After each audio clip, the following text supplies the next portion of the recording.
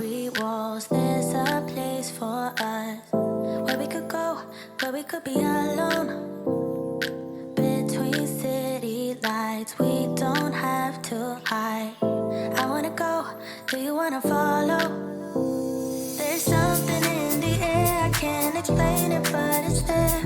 Ain't nobody gonna find us in our secret love affair. I don't wanna have to hide no more, it shouldn't be unfair. I wanna go, and I wanna know, do you wanna follow? Baby, do you wanna follow? Come with me, do you wanna follow? Baby, can't you see that? I wanna go, and I wanna know, do you wanna follow? Baby, do you wanna follow? Come with me, do you wanna follow? Baby, can't you see that? I wanna go, and I wanna know, do you wanna follow?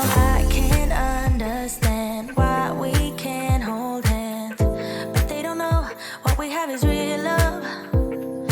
Aren't you sick and tired of having to hide? I know a place, do you wanna follow? There's something in the air, I can't explain it, but it's there. Ain't nobody gonna find us in our secret love affair. I don't wanna have to hide no more, it shouldn't be unfair. I wanna go, and I wanna know, do you wanna follow? Baby, do you wanna follow? Come with me, do you wanna follow? Baby, can't you see that? I wanna go, and I wanna know, do you wanna follow?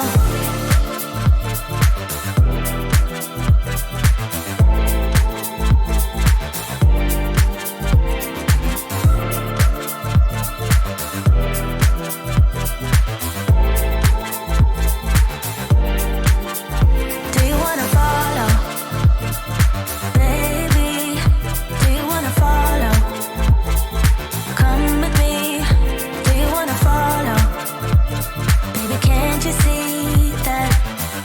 I wanna go, and I wanna know, do you wanna follow?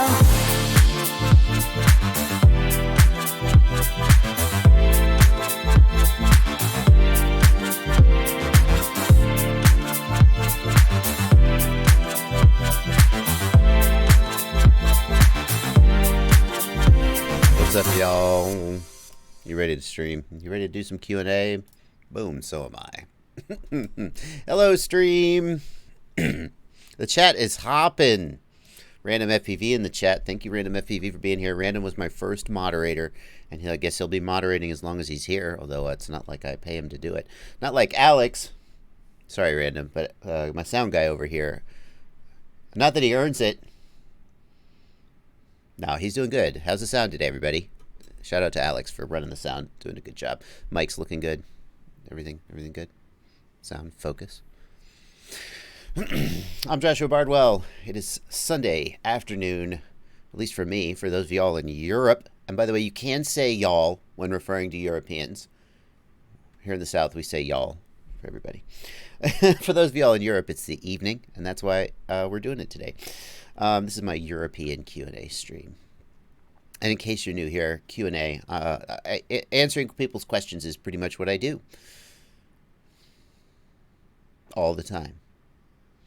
I'm not kidding you. Last night, I was putting my son to bed, and real quick, I got a notification on my phone. I pulled my phone out, was answering, just a real quick tap in a message, and he was like, he said something. I don't remember his exact quote, but he was like, "Your job as a YouTuber is one of the downsides is that people ask you questions all the time." And I was like, "Yep." Oh, shit. Put my phone away and put my son to bed. So. But this is the official time. I'm not complaining. It sounds like I'm complaining. No, just being wistful. This is the official time for y'all to ask me questions and live stream. And in case you're new here, here's the deal. Here's what we got going on. Check it out. This is my screen. Up here in the upper right, I got the chat here, Q&A. And as you can see, It's coming in quick. It's coming in hot and fast. So if you want to make sure that your question gets pulled out, see, like this one, I would love to answer this one. Oh, by the time I start answering questions, I'm going to have forgotten it exists. Sorry, Drone Shots. Probably just the regular TBS, you know, the nano receiver, right? Yeah, it's the one, right? Anyway, by the time, if you want to call your question out, you can do something in the super chat. You do a super chat by hitting this $sign here. It pulls your question out into a whole separate window, and I almost never miss those. I try to get almost all of them, and I usually do. And that's just a small way of showing your support. Also, here in the Discord, this is just a conversation I'm having with somebody. Hold on a second. FPV Know-It-All Discord live stream chat. Hello, Discord. This is my Discord, and if you want access to my Discord, you can become a patron. That's basically how you get access. There's a link to my Patreon page down in the video description. So that's the deal. We're just going to sit here and hang out for a couple hours. And before I start answering questions, I want to talk about this. We'll start with a little bit of the news of the day, just to get us warmed up. Wow, the super chat is coming in hot and fast. Holy crap. Let's start talking about the Orca Kickstarter, okay? So in case you don't know, Orca is a company based out of Croatia. They are working on an FPV goggle. Hang on a second. Let's just pull that up real quick. They're working on an FPV goggle. It looks pretty freaking impressive. Now, this is just a render, for the record. This is just a render. It's a very realistic looking render, but it's a render. There's a lot of excitement about them because a lot of people feel like Fat Shark needs some competition. Fat Shark makes a good product, but a lot of people are like, well, maybe they're just resting on their laurels just a little bit too much. So there's a lot of excitement about this. And Orca announced a Kickstarter where you can become an early backer for $4.99 to get the goggles with no module, or $5.99 to get the modules with a rapid fire module. So basically, they're pricing their Kickstarter goggle at about $500. And I thought, people want to know what I think about this Kickstarter, and it's tough. It's tough. I'm going to give you. I haven't made a public statement about it, but I'm going to do it right now. The promise of Orca is very high. The product that I've seen it's a very, very good image. The optical module they've picked has a large but also crisp and high resolution. They've done a great job at picking that. The distance they have to go between the prototypes that they've got now and a finished retail product, I think is vast. And what I mean by that is, by the way, in case you're a little Arnold Palmer, sweet tea, lemonade, very good. Not carbonated. This is a SodaStream bottle, but it's not carbonated. Okay, now we got that out of the way. All the people that you see putting videos on YouTube showing the goggles off, they're using prototypes. These are not production goggles. As far as I know, Orca does not have a production goggle yet. I would love. By the way, I interviewed Orca at CES in Las Vegas back in January.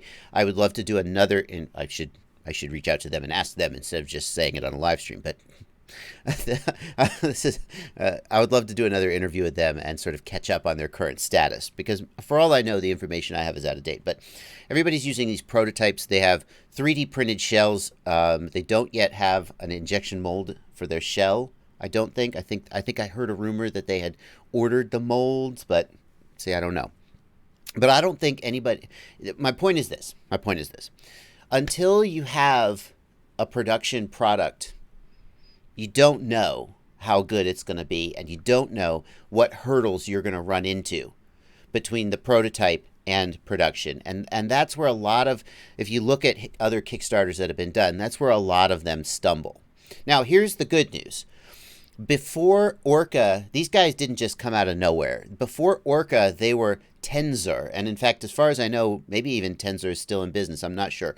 But Tensor is or was a consulting company where basically if you were where Orca is now and you didn't know how to get, if you had a prototype that you wanted to sell and you just didn't know how to ramp up production, Tensor would come in and do it for you. So it actually turns out that these Orca guys, the biggest hurdle is still ahead of them, but it's actually the thing that they're the best at, right? They've never made a FPV goggle before, but spinning up production, they know how to do. So I think that the chances of success, I think that the odds are in these guys' favor, but I don't think that we should downplay the fact that they have a good-looking prototype and that they're going the right direction. We shouldn't downplay the things that they need to overcome. So check this out. Hang on. I made a spreadsheet. Because of course I did. I was trying to think about how should you think about a Kickstarter? And I don't just necessarily mean this Kickstarter. I mean any Kickstarter. Like, what are the odds? What if you just thought about the Kickstarter as if it was a pure numbers game, okay? And here's what I came up with. So what this spreadsheet shows is, let's say that there's a Kickstarter where you have to put in $500. What are the odds of you getting more than $500 in value out of the Kickstarter? Okay, so here's how to, hang on. This chart is a little bit weird to read, okay? So here on the vertical axis are the odds that they will deliver anything to you.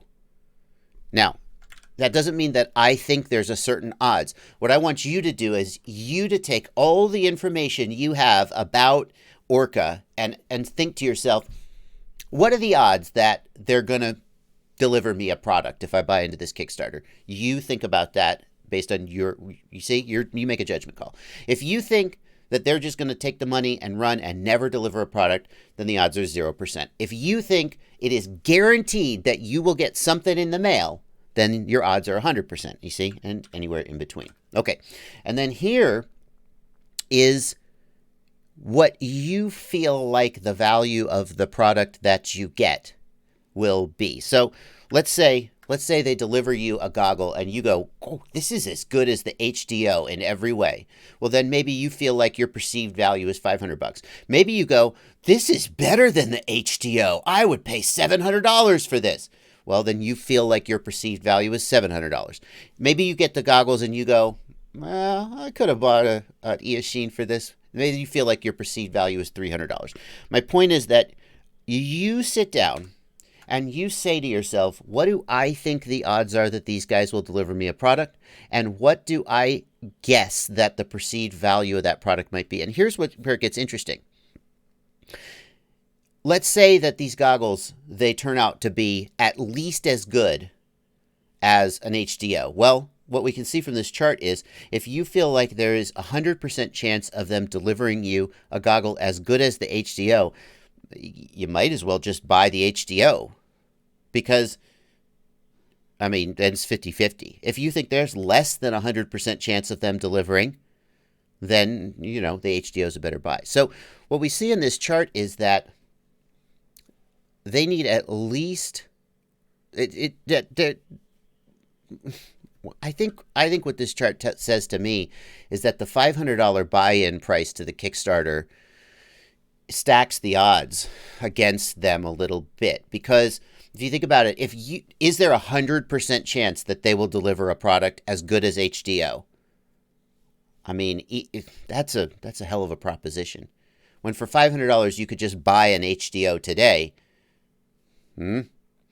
So what they need is, if you assume that their product will be $700 in value, then they need at least an 80% chance of delivering, right? If you assume their product will be $650 in value, they need at least an 80% chance of delivering. You see? Okay, so there's the chart.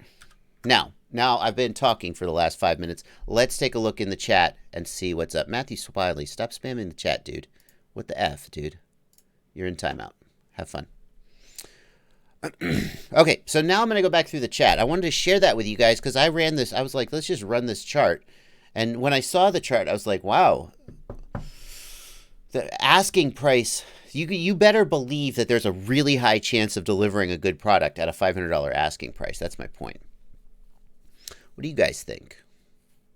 What do you guys think about that?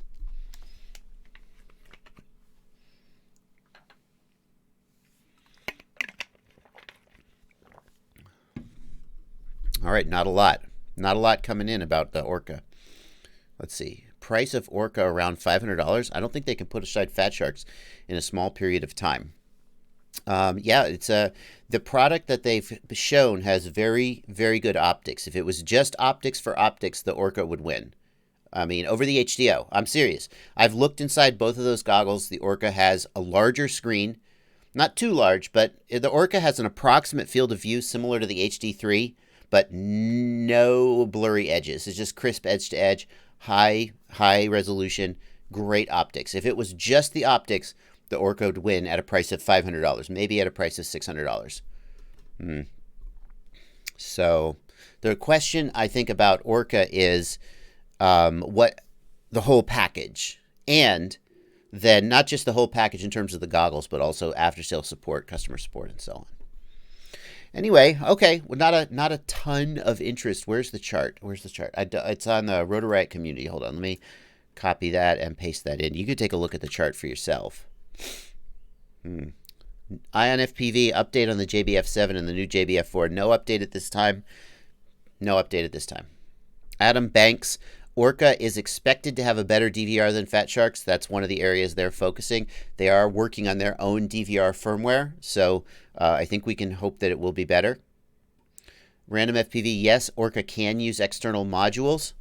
I would love to see a version of the Orca like with rapid fire built in. That would be hot.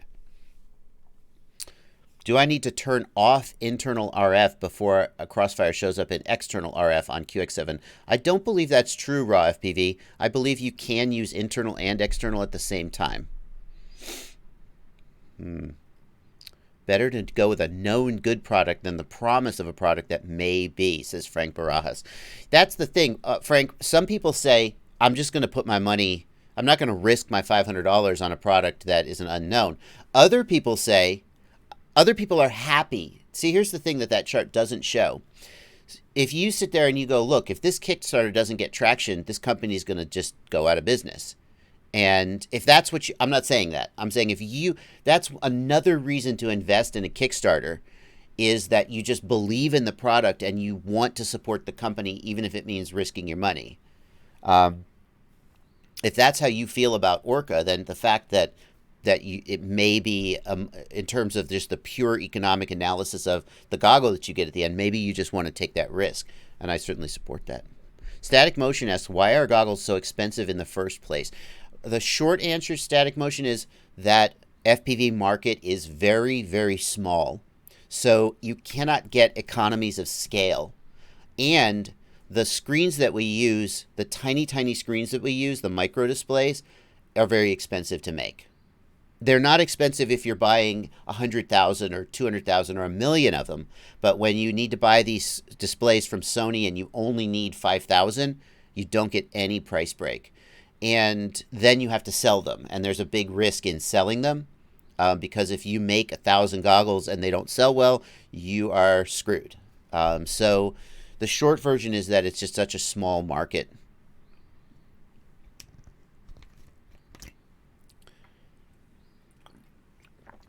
Alrighty, enough about that. Let's do the Q&A. Shri Nan says, my roll and pitch channels are interchanged. How do I change it? Where is my flight controller? Let's plug in my flight controller so I can show you in Betaflight. Shri, here's what you need to do. If your channels are interchanged, you need to go to the receiver tab, and here in the receiver tab you need to change the channel map. If your roll and pitch are changed, E is elevator, which is pitch.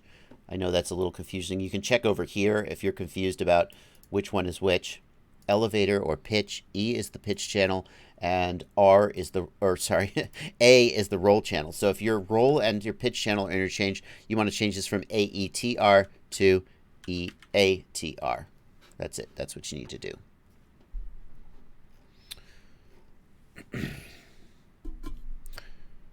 Dumbledum wants to know if I've tried throttle and motor limits after they've been fixed in 401. Dumbledum, I definitely want to get back and check that again. I haven't done that yet. I have used the motor output limit.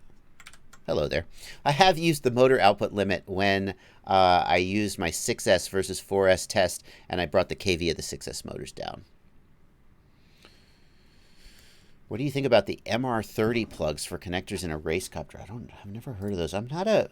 If there is a place to use plugs, motors might be a nice place to do it, because switching motors is a pain in the ass. Wow.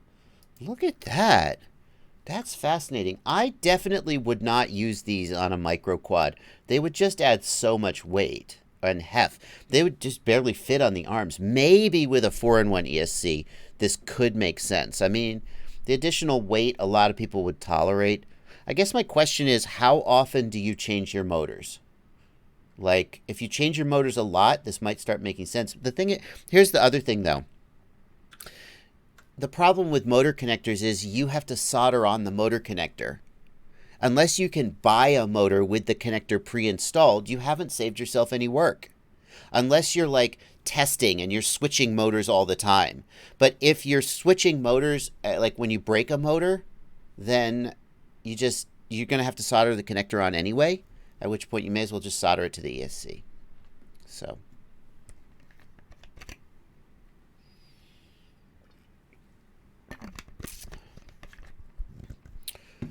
Madash 1337 wants me to explain the RSSI channel in the receiver tab. So here in the receiver tab, we've got an RSSI channel, and what you can do with a Tyrannus is you can cause the Tyrannus to put the RSSI on one of the aux channels. So as the RSSI goes up and down, the aux channel goes up and down. This setting tells Betaflight that a certain RSSI channel represents, a certain aux channel represents RSSI. If you want to know more about that, I have a video, RSSI in OSD, and you can search for that.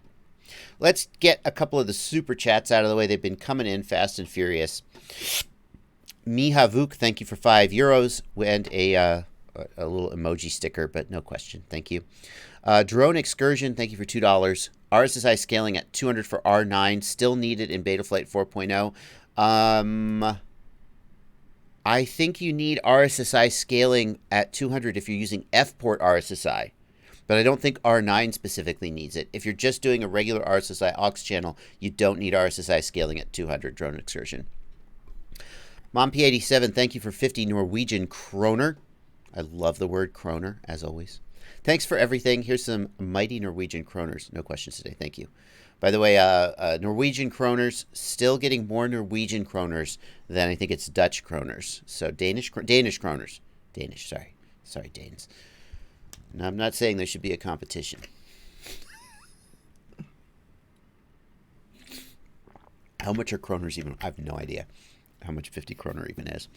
Can I use Runway FPV? Thanks for $2. Can I use the Immortal T on the R9 Slim Plus? Runway, the FreeSky and the Crossfire receivers use a different size IPEX connector or UFL connector. FreeSky uses the big one, Crossfire uses a small one. So the antennas are not interchangeable. If you were to use a converter, which does exist, you could do it, but it probably wouldn't be worth it. So just use FreeSky antennas on FreeSky receivers and Crossfire antennas on Crossfire receivers. John, thank you for $5. I explain like I'm 5 what capacitors do and why I had terrible video feed when mine broke off. John, here is a video I made a long time ago. Let me see if I can find it. I don't know if I can find it. Is it this video? It is. Oh my goodness. Yes, yes, yes. Here's a video I made a long time ago with crappy hand drawings. John, I'm gonna paste this in the chat for you, and I'm gonna tag you. This video describes, but I'm not just going to leave you with the video. So what a capacitor does is it basically acts as a buffer for electrical charge. And what that means is that when there's AC current coming in, the capacitor kind of smooths it off. A capacitor can also be thought of as acting like a low-pass filter, if that makes any sense for you.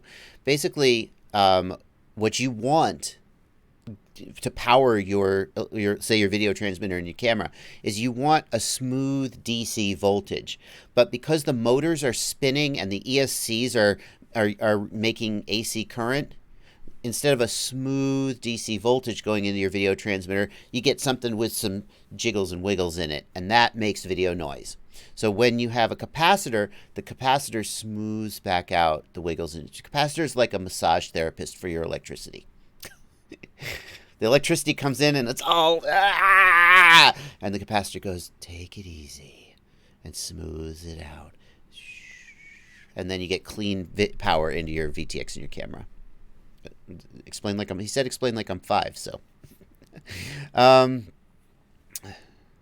Zero FPV, thanks for €2, no question. Shadow FPV, thanks for €2, no question. And Swedish kroners. We've got Swedish kroner, we've got Norwegian kroner, and we've got Danish kroner. There's a lot of kroners up there in that area of Europe. Thank you, Pierre Berg, for 20 kroner. Let's check out. Hey, how's it going over in the Discord? See, I just make the rounds. How's it going in the Discord? Let's get back over here. Livestream chat. Hello, Livestream. Trev, hi. Jay Larson, hello, sir. Yeah, Boyd wants to know, I have the X9D Plus. The models are set up with the channel range at 1 through 8. Can I change the channel range to 1 through 9 without any adverse effect to the model?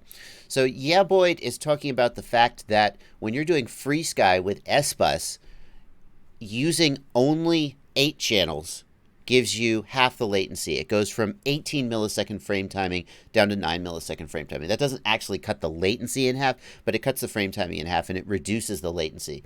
I run 8 channels on all of my FreeSky quads, just because I want that lower latency. Whether it will affect the model depends on whether you're using channels above. You see, if you're using channels 9 through 16 and you set your FreeSky bind to 1 through 9, then you're going to lose those channels. If you're only ever using channels 1 through 9, then you'll be fine.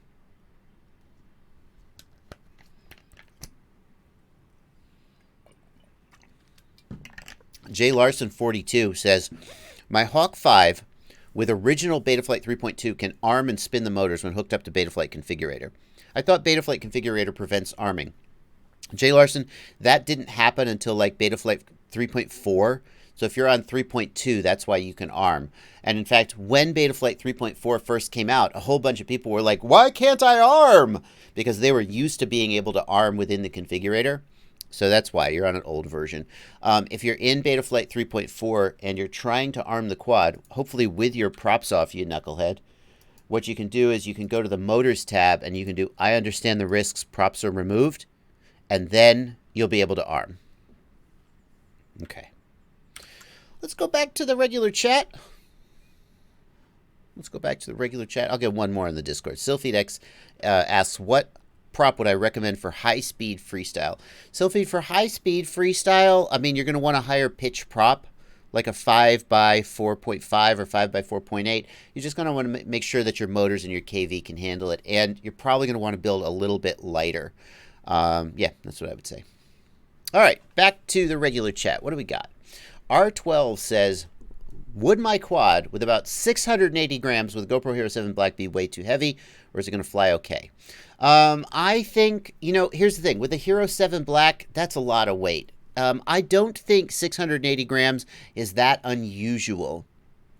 It is going to fly a lot different than if you could get it down to even 650 or 630 grams, you would notice a difference in your performance and your flight times. But most of my freestyle quads are in the range of about 650, 660 if I put a Hero 7 Black on them, and it is doable. What the real question is, pardon me, what can I do to reduce the weight? That is tough. Here's the deal about weight reduction. There are a few things you can do to significantly lighten your quad. Now, one of the things you can do is you can pick a different frame. You may not want to do that, but a frame like take on the one end, there's a frame like Vortex's new frame, Jeff Orta's new frame, the Bandolero. This is designed to be an ultimate durability Bando Slayer frame. It has like 5mm carbon everywhere, and just you could beat the hell out of it. It comes in, I think it comes in around 140, 160 grams. It's it's a heavy frame is my point. If you compare that to something like one of the really light frames, they come in around 95 or 100 grams, maybe 110. You could, by switching frames, you could immediately shave 30 to 40 grams, depending on where you're going. You're going to make compromises in terms of durability, perhaps. Maybe in terms of ease of build. But if you're trying to save weight, switching frames is one of the single biggest ways you can save weight. Going to smaller, lighter motors, you may not want to compromise performance, but if your quad is lighter, the smaller, lighter motor may actually give you better performance. So if you could save 2 or 3 grams per motor, that saves you maybe 10 or 12 grams. That starts to add up. My point is, there are a few things you can do to shave a lot of weight off the quad all at once. Get rid of all that 3D printed crap. It adds up weight, right? It surprises in how quickly it adds up. But then you're in this realm where you have to shave 2 grams here and 3 grams there, and eventually it adds up to 20 grams. It gets very difficult. For a freestyle quad, I would say as long as you're in the range of 650 to 680, 700 grams, that's pretty typical for a freestyle quad that's not trying too hard to shave weight. You could go as for a smaller battery that can shave 10 or 15 grams. It's tough. I think you're in a safe range. I think you'll fly fine. 2450 kV, 4FS, I think you're fine. You're going to be all right. There are a couple guys asking about FreeSky Access Protocol. FreeSky Access Protocol, I'm looking forward to getting some access radios. I've got the X-Lite Pro on the way and the R9, or the X9D, the X9 Lite. No, the FreeSky X-Lite Pro and the anyway, I've got some access radios coming. The short version is that the access protocol is FreeSky's replacement to their current ACC-ST protocol, which we know as just D16 mode. The idea is that access protocol brings a whole lot of features that we have wanted for a long time, like over-the-air firmware updates. Yay! Thank you, and all of you FreeSky users who get access protocol and are thrilled about over-the-air firmware updates, you need to at least thank TBS a tiny bit, because if TBS hadn't done that with Crossfire, would FreeSky have been as motivated to do it, or would they have just kept doing what they'd always been doing? So thank you, TBS, for kicking FreeSky in the balls and making them do that. Over-the-air firmware updates, reduced latency, 24 channels, tons of the ability to connect multiple transmitters to a single receiver, so you can fly a quad and your kid can fly the same quad without you having to hand off your expensive transmitter. So many cool features, but here's the deal. It is not backwards compatible with D16. And if you look at the radios, they've got some of the radios only support the access protocol. They don't support the old D16. So you buy this brand new radio with access protocol and none of your old receivers work. Oh, it's okay, says FreeSky. Just update the firmware. And in fact, you can. If you have a FreeSky RXSR, you can flash the access firmware to it, and your RXSR suddenly supports access protocol. That's awesome. Thank you, FreeSky. And they've said they're going to put out support for other, I would assume they're going to do the XM Plus, although some receivers probably won't be able to do it because of the memory or processor. But I would assume they're going to support as many receivers as they can. But here's the catch. You can't go back. Once you flash access protocol to your receiver, you can't go back to D16. They won't let you. They want to move you forward, and it's a ratchet. They ratchet you forward to access because here's FreeSky's other motive. They want to lock you in, and they want to lock other people out. They don't want third-party vendors like Jumper making FreeSky compatible gear. And right now with D16 protocol, the access protocol is digitally encrypted, so nobody else can do it until they reverse engineer it. I don't know. So that, you got to decide how you feel about that. There you go. Here's what I want to know, guys, in the chat. Tell me, I know that the X9 Lite only supports access. Does the X Lite Pro support both ACCT and access? Are there any radios that do both D16 and access, or are all the access radios only supporting access? Let's see here. Just check for questions here. There is access firmware for the RSSI. That is correct, Dave.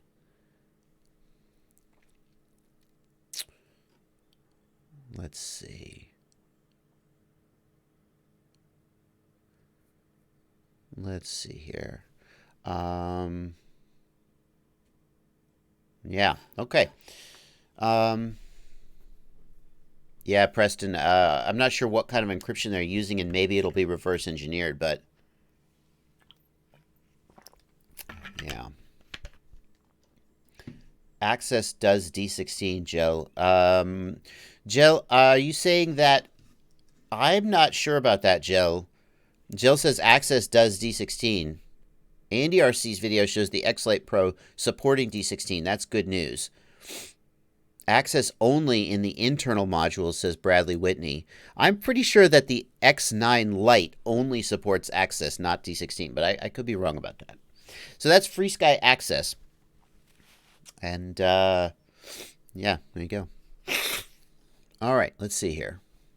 Yeah, Invert FPV points out you can use an external module that has normal FreeSky. Well, sure. You can always get an XJT module that supports D16 if you prefer. Battery shaking on 6S. Parker Russell, that is an old reference. That is an old reference. I do remember the reference. I'm assuming you're making a joke. Long time ago, Final Glide put out a video saying that if you shake your batteries, then they do better. He put out it on April Fools, and he said, ask Joshua Bardwell about this. And that joke just keeps paying dividends because people are still asking me years later about battery shaking. Battery shaking was a joke. It was just an excuse for Final Glide to make this hand motion on video, and he thought it was hilarious. And then he trolled me. Let's see here. Jacob Lewis. Josh, I've been through 3 of your Bardwell F4 AIO boards and can't get the buzzer to work. What am I missing? Here's what you're missing, Jacob. What you need to do is you need to go into the CLI and you need to type set beeper frequency equals 0. Damn it. Come on. Equals 0. That's what you need to do, Jacob. Set beeper frequency equals 0, and that will make the buzzer work on the JBF4. The reason behind that, let me ping you here. Where Jacob Lewis, there you are. Set beeper frequency equals 0. That's what you need to do. Let's see here.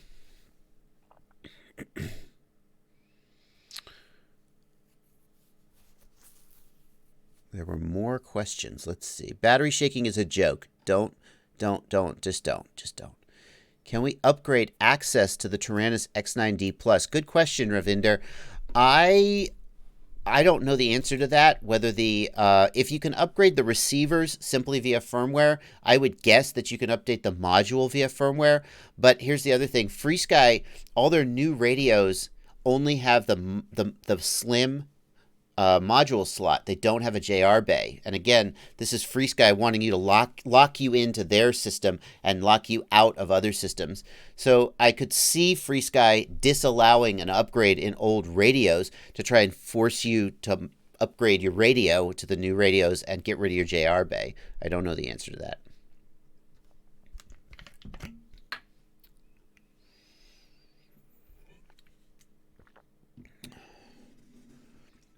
Let's see here.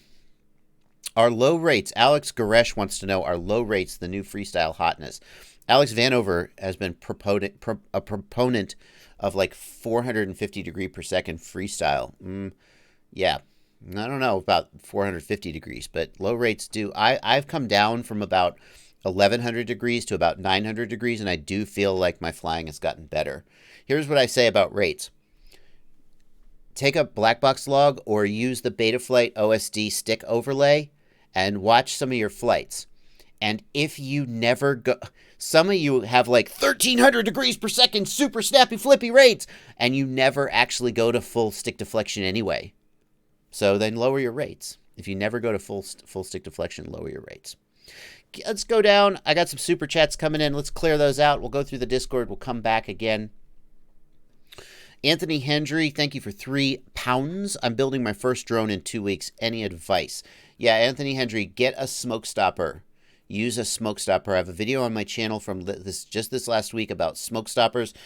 Get and build a smoke stopper. Use it the first time you plug in and try not to burn anything. Madash1337, thanks for €5.49. Okay, why not? What do you think about the X-Lite Pro? Will you test it? Is it worth it to buy the Pro? Thanks for your awesome videos. The X-Lite Pro, so I've never personally loved the ergonomics of the X-Lite. I'm a pincher, and I don't feel like the X-Lite is great for pinchers, but I'm obligated, my ethical obligation as a reviewer is to tell you that many people like the X-Lite and prefer it, even some people who pinch. So that's my opinion and also the sort of wider opinion. I will probably never use as my primary radio a FreeSky radio with a slim module bay. As a reviewer and tester, all my quads are on Crossfire just because it's awesome. But I'll always want the option to use other JR modules and so forth. So, and the access protocol. Yeah, so I probably am not going to be switching to an access radio as my primary radio, although I will have one for testing.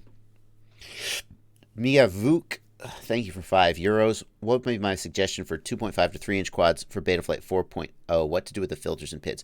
Mia, I believe that there is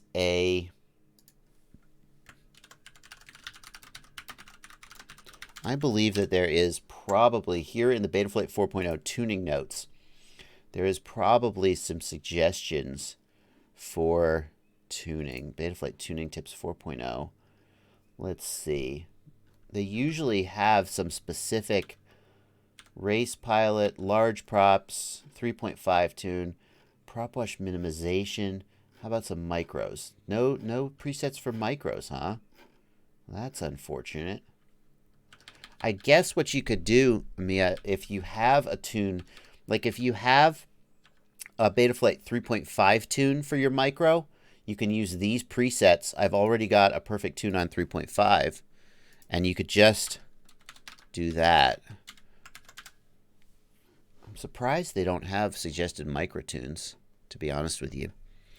If I remap a motor to a buzzer pin, do I solder to the plus or the minus? Thank you, Low Sky, for $5. Low Sky, if you remap a motor output to be a buzzer pin, you have to be careful because the buzzer draws so much current that it'll burn out the motor output. Typically, the I/O pins on the flight controller on the processor, they're typically rated for like 30 to 50 milliamps, like not very much, because they're intended as signal pins, not as a load pin. So when the buzzer draws more than that, it'll burn out that pin. Now, there is a transistor buffer circuit built into the flight controller, and that's why there's the buzzer minus pin. That's the one. So when you remap the buzzer pin, you also have to build the transistor buffer, or you'll burn the pin out. But the answer to your question is, the buzzer is switched on the negative pin. So the buzzer positive is just 5 volts. In fact, there's a little trick you can do. You can connect your buzzer's positive pin to an 8 volt or 9 volt or 12 volt or a higher volt or even VBAT, and the buzzer will just get louder. If you want your buzzer to be louder, the problem with that is that you'll then draw more current, and it can burn out the buzzer minus pin potentially. But buzzer plus is just 5 volts. The buzzer minus is the one that's switched, and if you remap, that's what you would solder to it. Chris White, best budget FPV camera on the CL1 frame. Thank you. Some of you know what the answer is going to be. I think one of the best value cameras right now is the Caddx Ratel. It has exceptionally good image quality. Excellent. Just some people are just really, oh, hello, rabbits. Really impressed with the image quality, and so am I. Very good image quality at a middling price. Like at $35, The Ratel is not the cheapest camera you can get. You can get a Foxeer Arrow for about $20. I think that's the best like cheap camera you can get is the Foxeer Arrow. But the Ratel for about $35 is a fantastic balance of price and performance. The big place the Ratel suffers, I think, is in durability and QC. Caddx has never been sort of top of the line there. Some people are saying, oh, I bought a Ratel and then after 3 crashes it died. Hard to judge those things, but I feel like you get a little bit more durability with the Eagle, but the image quality on the Ratel is quite good. So check that out.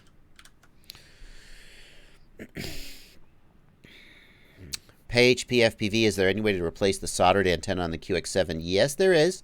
You just have to resolder it. Let's see here. Have I caught up? 20 Priya Brata Saha, 20 of some currency I don't recognize. Uncle Cracker, thanks for $5. What do you think about the new Cricket flight controller in quad box? The Cricket, the race flight controllers, the pilot sponsored flight controllers. Like, I'm not complaining because like I'm not going to begrudge anybody, but like if you look at the Schizo Revolt, isn't it just the same as the regular Revolt, just with Schizo's logo on it? Revolt doesn't have like, and then the Cricket one is they just knocked off the plugs. Cricket likes a direct solder and he likes a low profile design, so they knocked the plugs off. What do I think about it? Good for Cricket. Yay, I love Cricket. I support him. But like if you're going to buy a Revolt, the reason to buy the Cricket Revolt is that you just like Cricket and you want to throw him a couple bucks. That's how I think about it. There's nothing unique about the Schizo Revolt compared to the regular one, except that when you buy it, Schizo gets a couple bucks. And that's just another way of supporting a pilot. Some people say, oh, you just slapped your name on something and you didn't like, well, okay, just don't buy it. Go buy the regular one. But in the same way that some people might throw me a super chat or throw me some money on Patreon, just buying a product with my name on it means I get a couple bucks, and some people want to, that's how you want to support somebody. So if you like Raceflight Revolt, if you want to run Raceflight, or Flight 1, sorry, if you want to run Flight 1 and you want to support Cricket and you don't like plugs, buy the Cricket flight controller. Hey, that's a great thing to come in a quad box, I'll tell you that. Let's see. Mika FPV wants to know if I have any recommendations for a F7. I haven't forgotten about you, Discord, by the way. F7 flight controller. Mika, thank you for the opportunity. I'll just take this one opportunity to plug my website, fpvknowitall.com. On that website is the Ultimate FPV Shopping List, where I put all my product recommendations. And here, quadcopter parts. This is where you can find my recommendations for flight controllers. So you can just check that out. And I'll paste that in the chat for you, Mika. There you go. R12 says, update this list, please. R12, this list is updated weekly. I'll show you my Trello board here. Here's my Trello board. Thanks to my lovely partner for helping me with the website updates. And you can see every week we go through the website and we make changes. Here's my to-do list. For right now, later today, I will be working on this. Here's her to-do list of things that she has to do, and here are all the things we've done. So you say, update this list. The list is regularly updated. Here's the problem. Here's the reason it looks to you like I don't update the list. I'm not like chasing. The goal of this list is to give you solid, reliable product recommendations. I don't want to just, oh, here's something new. Yes, buy it. I want you to trust that when you're shopping on this list, especially if you're a beginner, that you're getting something solid. And so it doesn't update just because a new product came out. In fact, I intentionally don't put brand new products on the list because only time will tell if it's a good product, right? Sometimes I make exceptions. Like the Ratel is so freaking good at that price that I'm going to take a chance and put it on the list. But there's some old products, but that's because I'm trying to focus on solid stuff, not brand new stuff. So, yeah. It's regularly updated. No problem, Raj. No, I didn't think it was hate. I just a lot of people actually have that impression. I'm not sure what to do about it. So what I do is this. I put at the top of the page when the page was updated. So, I don't know, maybe that'll help. Anyway, cool. Leica 130. Now, I got to get to the Discord. Leica 130, Betaflight 402 is very drifty in corners. Leica, that's odd that you say that because I think 402 has the sharpest corner handling of any Betaflight so far. But if you feel like it's drifty, raise feed forward, especially on the yaw axis. Okay, let me jump over to the Discord. I've done the super chats. Frank Barajas wants to know, does anybody know when FreeSky will stop production or support for the non-access radios? No idea about that, Frank. The X9D has been a solid performer for so long. It's hard to imagine them dropping it. I think we have a long way to go before they completely drop that. And I would imagine that they would then, I don't know. I don't think it's going to happen anytime soon. Yeah, Boyd shows the, oh, thank you, Yeah, Boyd. Yeah, Boyd shows the wiki community presets. That's where the page was. I was looking on the wrong page. Where is, who was it? Who was Miha? Miha, let me ping you there. Miha, here's your presets for micros. There you go. Thank you, Yeah, Boyd. Leandriel wants to know. Oh, Leandriel. Once in a while, you get questions about how to get camera control to work. Here's a link to an RC Group's forum thread where people have reported a ton of different combinations and how they've gotten to work. This is good. So let's talk about Betaflight camera control. Betaflight's camera controls function is trying to emulate one of those little joysticks you get with your cameras. And the problem is that it doesn't work reliably. So the idea here is that we can report the camera and flight controller and then the exact CLI parameters that made it work. Here's the problem with that, though. Here's the problem. You can have the exact same camera and the exact same flight controller, and the internal variance in the components used can cause the CLI settings to not work reliably, even if it's the same camera and the same flight controller. So unfortunately, it's great to have that as a resource, but it's not guaranteed that you'll be able to get it working. That's why I prefer to use the Runcam camera control adapter board, which is, it has a digital to analog, a DAC, which produces the exact voltage regardless of the internal capacitance, and it emulates the joystick perfectly. It does take up a UART. So what I always do is, with a new flight controller and camera, I try the analog camera control, and if it works, great. And if it doesn't work, then I use the adapter board. Continuing here in the, oh, very nice. DJ Pop, thank you. DJ Pop shows this, which is a chart from FreeSky of which protocols are supported by which radios. The X9D Plus, ACCT, and Access. Oh, so they are going to upgrade the X9D Plus to Access. Nice. QX7 will support Access. X9 Lite, Access only. Okay, so there's your answer. And it's nice because that means if you have an X9D Plus like I do, with a JR module bay in it, and the X9D Plus supports Crossfire without modification, not like the QX7. So I could update my X9D Plus to support the Access protocol, still use Crossfire, still use JR module bay for anything else. That's interesting. That's interesting. Okay, good to know, thank you.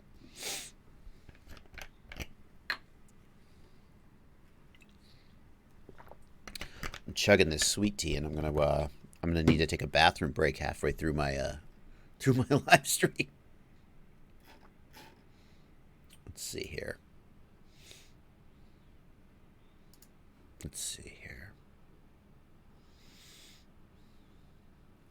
Will R9 on X-Lite 100 milliwatts be better than normal? Trev, I'm not sure what you're asking there. R9 on X-Lite 100 milliwatts be better than 2.4 gig? Oh God, yeah. I mean, R9 at 10 milliwatts is better than 2.4 gig, maybe equal. R9 at 100 milliwatts, you go kilometers on that. Yeah, it'll beat 2.4 gig at all the, yeah. DJ Pop wants to know, I'm flying a Xiaomi Miya 4K. It can be powered from USB. I just hooked it to 5 volts off the flight controller, saved 27 grams on the battery. DJ Pop, there's two things you have to be careful about if you do that. And that does work, by the way. If you can power your camera from 5 volts, just plug in a USB plug. You have to make sure that the voltage regulator on the flight controller is big enough, because these cameras, they could pull like 1 amp. They could pull a lot. And so if you have just like a little 1 amp regulator, 5-volt regulator on your flight controller, you can overdo it. But let's say you've got a good 2 or 3 amp regulator on your flight controller or however, then you could power the camera. The other problem with that, DJ Pop, is that when your camera ejects, you just lost your last 10 seconds of video or maybe corrupted the whole file. And that's why I always run my GoPros off of a battery, even though I could save a significant... I mean, if you really care about weight, you could take a GoPro... You could take a GoPro Hero 7, whatever, 70 grams, 80 grams, maybe, I don't remember, 90 grams. Take the battery out, and now it is similar in weight to a Session. Not quite the same, but similar. But if it ever ejects, you lose your footage.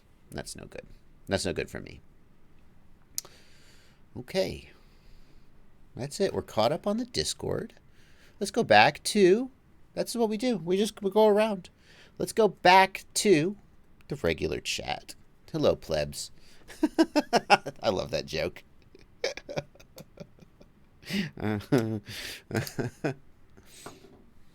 Let's see here. Steve Mann says the DJI Osmo has problems with the front screen. Kind of a damp effect. Anyone notice it? Oh, the first problems with the Osmo coming in. Emmanuel Valkov says, I tried to send some money, but YouTube showed me the message is not supported in my region. I don't know, Emmanuel, but don't worry about it. Don't worry about it. It's no big deal. You must be somewhere where they don't like your money. I don't know what the problem is.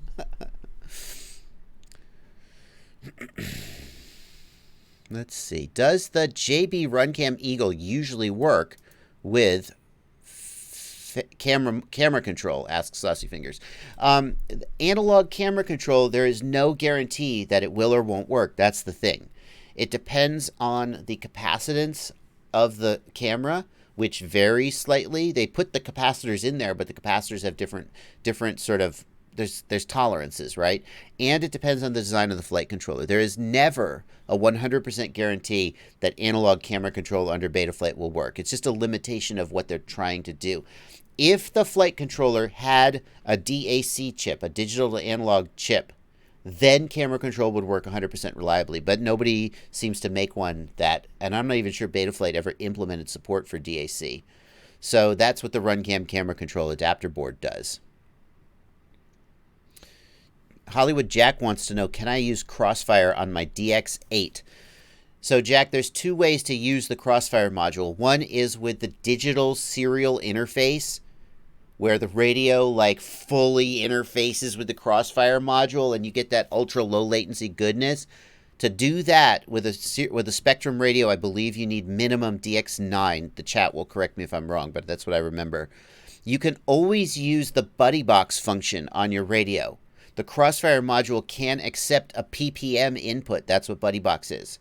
But you won't get the full, beautiful, like you won't be able to use you'll have to use the big Crossfire module and you'll have to use the joystick. You won't be able to use the radio menus and you'll have higher latency. So yes, you could make it work, Jack, but most people when they want to use Crossfire, they're not talking about the PPM BuddyBox connection. They're talking about like the real deal. And the DX8 will not do that. Let's see here. Any thoughts on the Cadex Tarsier for replacing GoPro?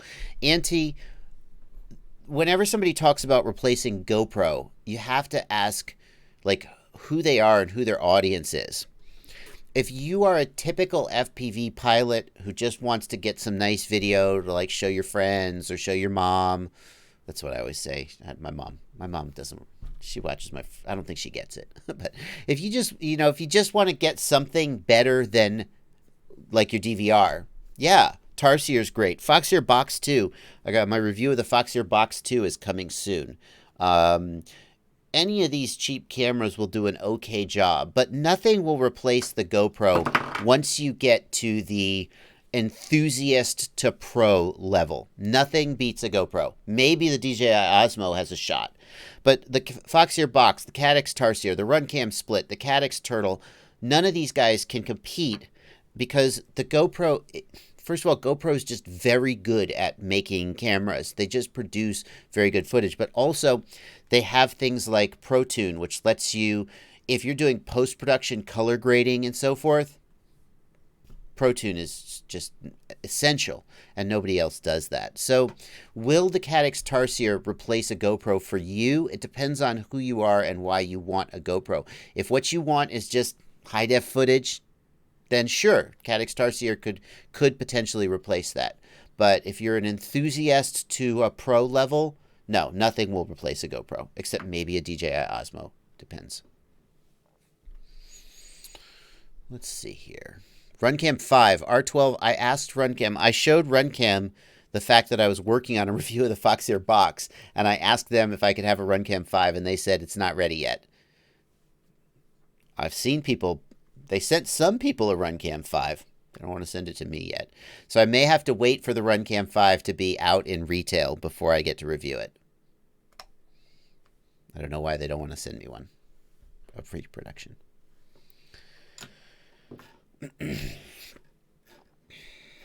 Have you, Jesse Swilden says, have you ever had a problem with new motors, Emax Eco, that your quad yaws left and gains altitude without stick input? What do you mean without stick input? Like, Jesse, without any stick input? I think, tell me more, Jesse. Because if the sticks are just centered, then the quad, what I would say is that I think your channel is not centered. Like, your channels aren't centered. Yeah, smoke this. GoPro is 10 times the price. I don't know about, it's not literally 10 times the price. The Caddx Tarsier is like $80. The GoPro Hero, it was like $200. The Session is like $200. The GoPro, like the most expensive GoPro is like $400. So it's not 10 times the price. It's like 4 or 5 times the price. So let's see. What's my preferred connector? SMA or RPSMA? I think RPSMA. Let's think about this. It's my preferred. Let's talk about RPSMA versus SMA. So what you see here is that with SMA, the pin is on the antenna, and the jack. Let's see if I can make this bigger. With SMA, the pin is on the antenna. No, that's the other way. The pin is on the jack, the plug, and the receptacle. I'm sorry, guys. I know the I know the answer to this. I'm confusing myself by looking at the table. Let's try it again. With SMA, the pin is on the antenna and the receptacle is on the VTX. With RPSMA, it's the other way around. Now, when something wears out, this receptacle is actually kind of spring-loaded. And when something wears out, it's this side, the female side, or the male side. It's the receptacle side. So I think that the smart thing to do is to put the thing that's going to wear out on the antenna, so that when it wears out, you just replace your antenna. You see? So that's RPSMA. The other thing about RPSMA is it is impossible to screw an SMA antenna onto an RPSMA plug because the pins will bonk into each other. But you can screw an RPSMA antenna onto an SMA plug, and then you'll just have terrible video range and you won't know why. So from a technical perspective, I think that RPSMA is superior. The flip side of that is this. Here's the flip side. RPSMA puts the pin on the VTX. That means that RPSMA, in my opinion, is more susceptible to electrostatic damage. With an SMA connector, you are unlikely to touch the signal wire and damage it. Whereas with RPSMA, it's very easy to touch this and damage the VTX. So that's the flip side. I hope I answered your question. Oh, some super chats coming in. Let's take a minute and get those. Kyle Merriam, thanks for $2. No question. Just thanks for $2. Dusit Celio, thanks for $2. Brian Morris, thanks for $5.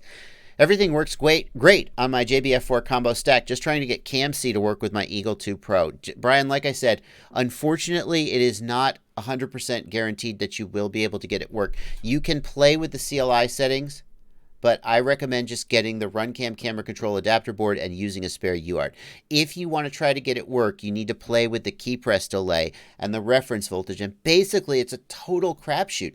The first thing you do is you increase the key press delay and see if that helps, and then you start messing with the reference voltage, and you just move it up and down, and you cross your fingers, and you try and find something that kind of gets it working.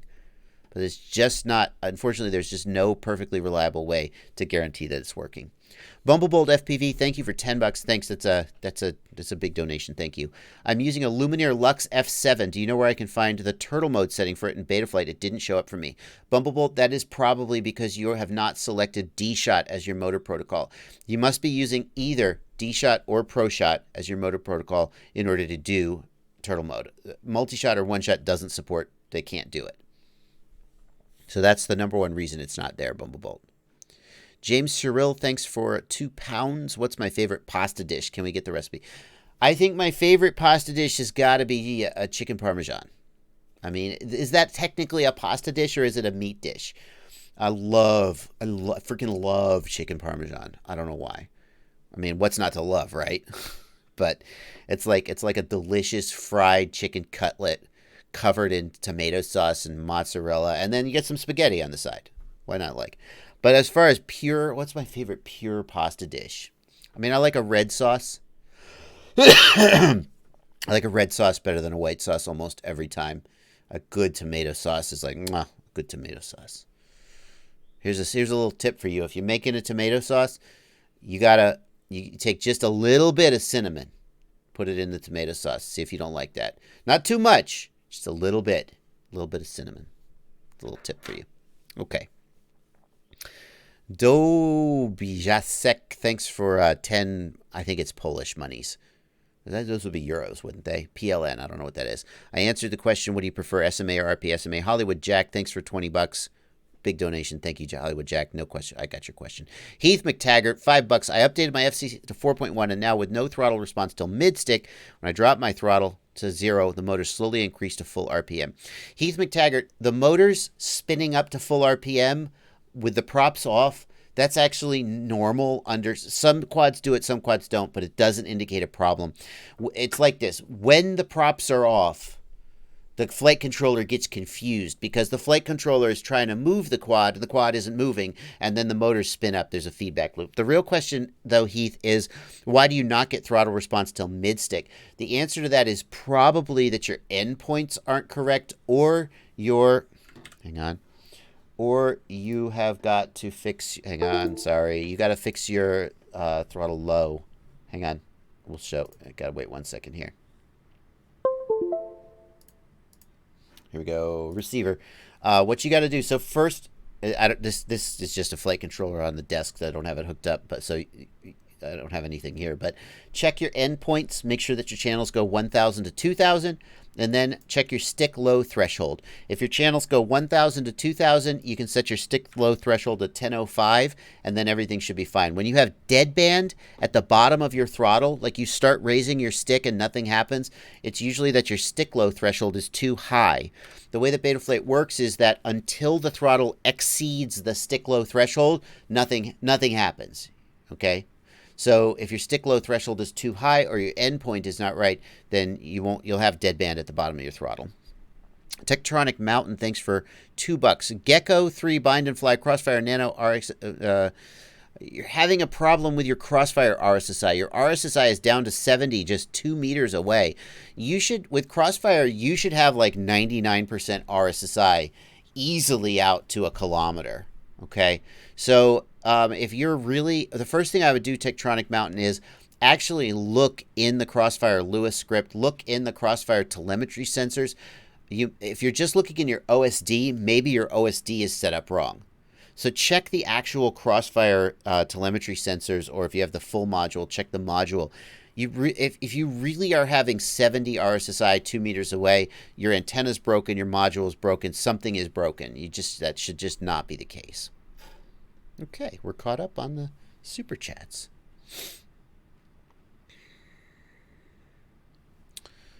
Is it worth it? DJ Pop wants to know in the Discord. Hello, patrons. Thank you for your support. DJ Pop wants to know, is it worth it to get the Session 4? I can get it refurb for like $90. DJ Pop, I got to tell you, I think that the Session 4 is still a contender if you can get it cheap. I would take, here's the Foxier Box 2. It's $140, I think. Here, this is a Session 5, but imagine it's a Session 4. I would almost take a Session 4 for $100 over a Foxier Box for $140. This is wait till you see my review, but this is actually pretty good. But I'm a pro pilot. Well, I kind of am. As a pro pilot, I want Pro Tune. I want the ability to record in a flat color profile. I want Super View. The Session 4 will give me all of those things, and it'll do 1080-30 or 1080-60 Super View.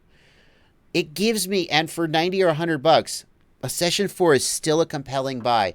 If you are a pro pilot who does a lot of stuff in post, color grading and so forth, I think a Session 4 refurb for $100 is kind of compelling. But here's the thing. DJ Pop says, I have a 7 Black, but I'm afraid to fly it. If you live in the United States, don't buy anything except go to Best Buy, buy a GoPro, and buy the warranty. Now here's how it works. Hero 7 Black, $400 from Best Buy. Ouch, that's a lot of money. I know, that hurts. But it's the cost to get in the door, okay? $400 to get in the door, $60 for a 2-year warranty. You are going to break the camera in the next 2 years. If you don't, you're not flying hard enough, okay? When you break the camera, you go back to Best Buy, you plunk it down at the customer service, and you say, I want to claim my warranty. They don't ask any. You're like, the first time you do this, you're like, I broke. Can I claim my warranty, please? You should see every Rotor Riot shoot every day. 2 pilots break their GoPro. We go out to dinner. We have dinner, and then like, well, okay, who's going to Best Buy? Who broke a camera today? You walk in, you plunk it down. They give you a gift. You either go get another one off the shelf and they just give it to you, or they give, if it's like a Hero 6 and they don't have it anymore, they give you a gift card for the original purchase price. You go get another one, you pay $60 more for the warranty, and you go home. So basically, you pay $400 for the first one, and that stings. But then from that day first, it's $60 for a new one forever until they finally figure out what a steal this is. So if you can pay the original price to get in the door, then it's just $60 for a new Hero 7 Black for as long as you live. And that there's no better deal than that. I know this is my European stream, and for those of you in Europe, you're just like, oh, it hurts, doesn't it? I'm so sorry, but you get socialized health care. And I would trade the Best Buy warranty from GoPro for not having to pay what I pay in insurance premiums every month. Let's not go there. That's let's keep politics out of this. I'm just saying, all you guys in Europe, you don't have Best Buys, but you have some things going for you, okay? But if you're in the US, this is the thing. Just fly the Hero 7 Black. Buy it from GoPro. Fly the Hero 7 Black. Have the warranty. And just don't even think about it. Moving on. Alex Dalton wants to know, how bad is it to HV normal packs? It's bad. It shortens their lifespan. You might get, instead of getting 50 or 100 cycles, you might get 30 cycles. Your call. Joker's Drone wants to know, when you build a 6S setup, can you run 4S on it? Yes. Joker, it depends on the KV. I have 6S quads. I've tested running between 1700 and 1900 KV. And when you fly a 4S battery on a 1715 kV quad, actually, it's not as bad as I would have thought. Once upon a time, I grabbed my Marmot and I put a 4S pack on it, and I was like, why is the throttle so high? And I realized I had accidentally grabbed the 1750 kV one. You don't get a lot of pop and a lot of punch. And at the bottom of a big drop, you got to be early on the throttle, or you're gonna bottom out into the ground. But if you just are flying kind of slow, smooth lines, it's fine. So you can run 4S on like a 17 to 1900 kV motor. It's not as bad as you would have thought. Yeah.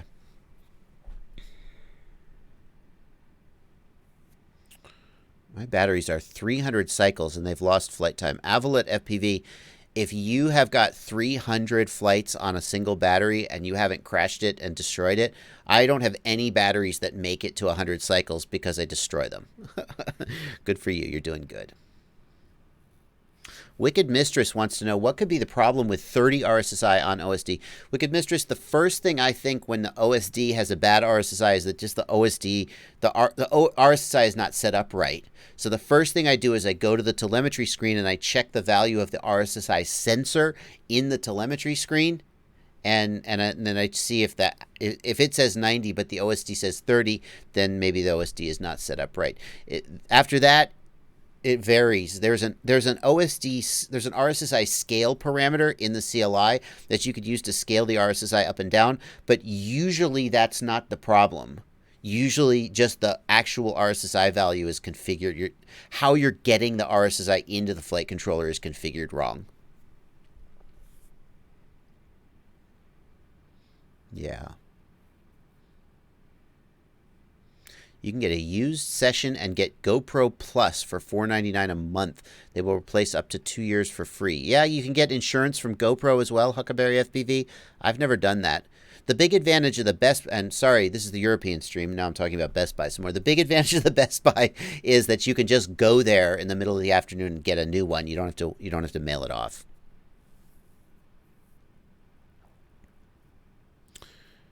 Jesse Swilden says, from my previous question, all channels are set up and reach the correct endpoints. It yaws and gains altitude after about 30 to 40% throttle. After dropping throttle, it keeps going till I disarm. So Jesse, anytime you have a quad that, first of all, the question is, does the quad hover at all? Okay, so if the quad hovers at all, you know your basic configuration, like your motor direction, your board alignment, and all that stuff is correct.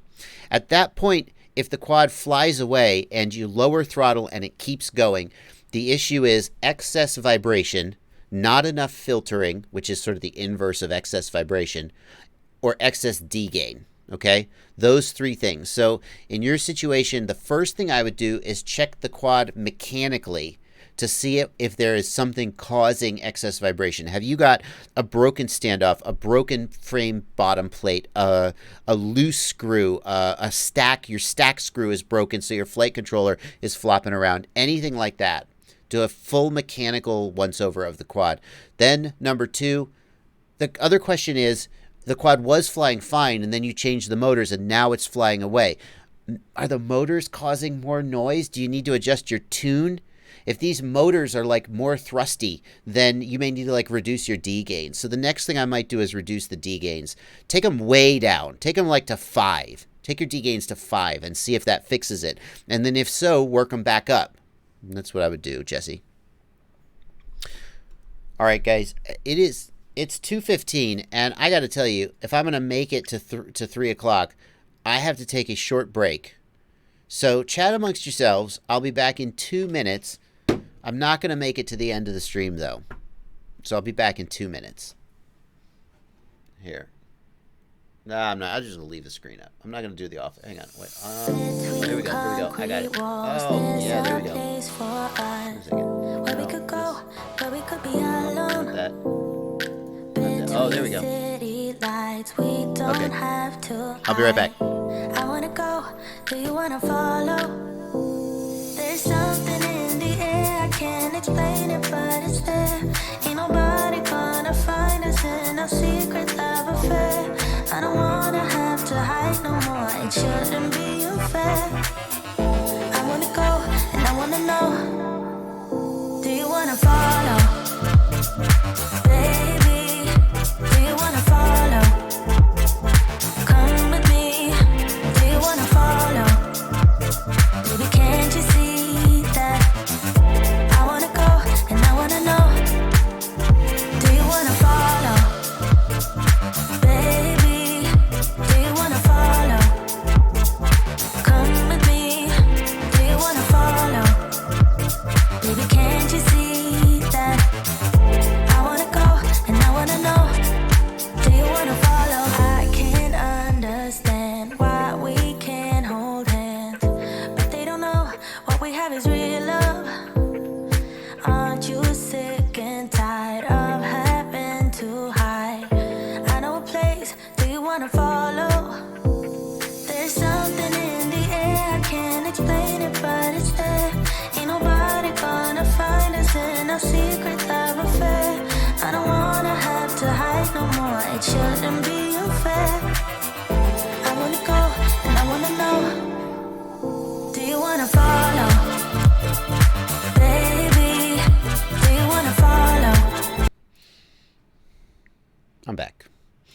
Let's pick up the live stream.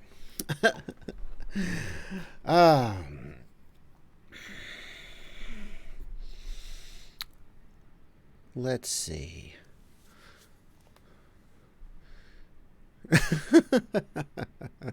What's the song? John Larson asks. The song is, hang on, I'll find it for you. Glad you like it. Let's see here. Do You Wanna Follow, I believe, is the name of the song. Yeah, it is. The song is Do You Wanna Follow by Velveteen. And you probably will not. You might find it on YouTube. Sometimes it's from Epidemic Sound, which is who I. Oh, it'll be on YouTube. Yeah, there we go. Interesting. Oh wow, it's actually a song. Epidemic Sound is my music service, where I get licensed music that I can use in my videos. And I'm surprised to see that this isn't one of their exclusives. It appears to just be a song. So anyway, that's the song. All right.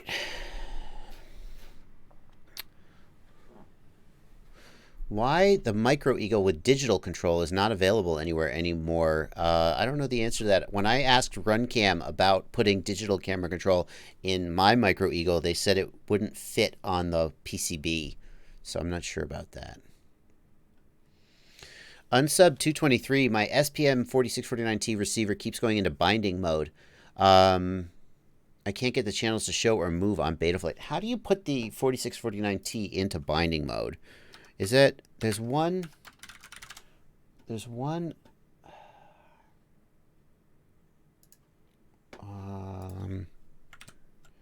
on a second, get over here. How do you put that one into binding mode? Because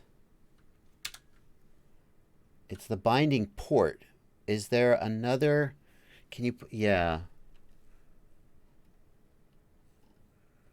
Why does it keep going into binding mode? That's the question. Binding plug. Yeah, the binding plug is just shorting signal to ground. That's all it's doing. So how is that happening? Yeah. I don't know. I'm not sure whether the flight controller could be putting it into binding mode manually. But yeah, if it's in binding mode, then it's not going to work in regular receiver modes on sub. Let's see here.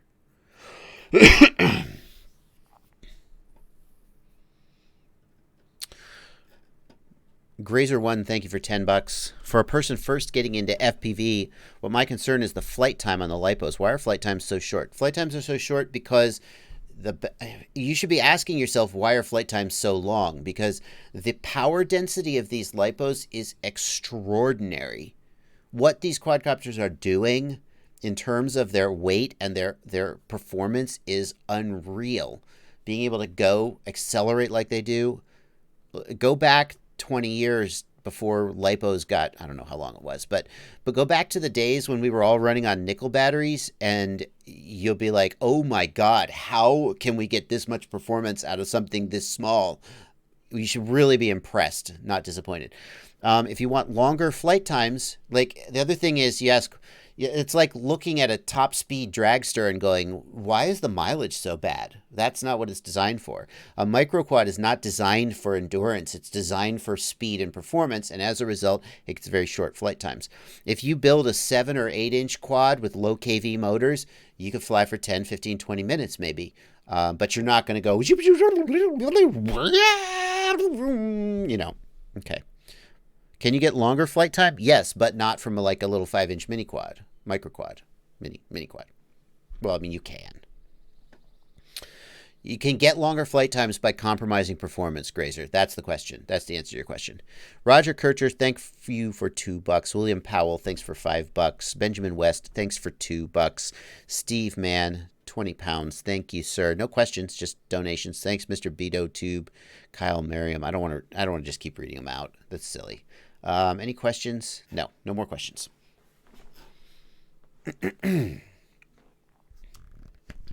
Best 2306 2400-ish kV motors to buy right now. Anthony, I couldn't possibly tell you one best motor, but what I will tell you is a motor that is impressing the hell out of me right now is, hang on one second. A motor that is impressing the hell out of me right now is the iFlight Zing motors. These motors came on the Hyperlow frame that was sent to me by Hyperlow. First of all, they just look awesome. They have these great paint jobs. But what I really like about what they've done is that this rounded bell is very interesting. I think this rounded bell might increase durability. Because if you think about it, a sharp edge is going to get dinged more easily than a rounded edge. The machining on these motors is unreal. They're very good machining, very good quality in terms of just like the overall, well, the machining. And as far as performance goes, here's a little dirty little secret. Most motors, you pick a motor with a given magnet and so forth, a given size, they're going to perform similarly. It's just quality of things like the bearings and the machinings that are really differentiating motors. So they fly fine. They are definitely not a budget motor. $24 if you buy it from iFlight. $23.06 though. I think if you're looking for a motor, I mean, I was hoping they'd be cheaper. And I'd be able to say, oh, they're a good budget motor or mid-tier motor. At a price of $25, that's tougher. These are good. I think these are really good, but there's a lot of other motors in the $23 to $26 price range that could compete. Obviously, you got to look at T-Motor. Yeah, but 2306, 2450 kV, I'd say give these a punt. They're pretty decent motors. I'm really liking this rounded bell design. I haven't got enough hours of flight to say, but it feels like this rounded bell design probably increases durability. So, there you go. XT Exinte has zings for very cheap. True point about the rounded edge motors. Those Zing motors are tough as frick, says Bumblebolt FPV. Mine survived a 200-foot fall. They're strong, but they're slightly heavy. Any word from the Rotor Riot guys about the Orca FPV goggles? Well, you could watch the videos about the goggles. I talked about the Orca goggles in their Kickstarter way back at the beginning of the stream. Drone Racer points out Engineer X had the first rounded motors. Who made them? Who made them? I mean, Engineer X's name was on them. Who made them, though? I'll leave that question to the readers. My 2-inch Baby Hawk can lift a GoPro, but it's a struggle. Yeah, no, don't put a GoPro on a 2-inch or 3-inch quad. Yeah, someone stripped one down. They stripped down a GoPro session. They yanked all the externals off it and put it on a 2-inch. It can be done. Is 6-inch good for freestyle? Asks Linux123. 6-inch is different for freestyle. I made a video discussing, I think, yeah, 6-inch freestyle. I have a video out there talking about 6-inch freestyle and my thoughts about it. I'll go ahead and paste that into the chat. 6-inch freestyle is different. We're going to learn something today. I got some freestyle footage for you today, but what's different about it is that it is flown on a 6-inch quad. That's right, I've been flying 6-inch freestyle. And I got some thoughts about how 6-inch is different than 5-inch freestyle, but mostly I just wanted to show you this footage. And I actually got to give a great big shout out to Jeff Orta, Jaboy Voitex. I actually dumped this footage on him and asked him if he would edit it for me. So if you like this edit, credit to him. And if you hate this edit, just blame me. I didn't give him anything good to work with. The 6-inch freestyle is not going to become my new favorite, I have to say. 5-inch is just a little bit snappier, and I really like that snappy style as opposed to a more smooth, flowy style. That being said, it is really interesting how those 6-inch props and the longer arms stabilize the quad. I think 6-inch or maybe even 7-inch is fantastic for, like, when we were doing chase footage at Horizon Hobby, chase.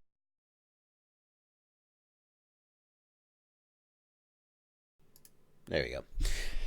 So, yeah, I'll tell you guys something interesting. The Marmot, the Armatan Marmot, I got my Armatan shirt on today.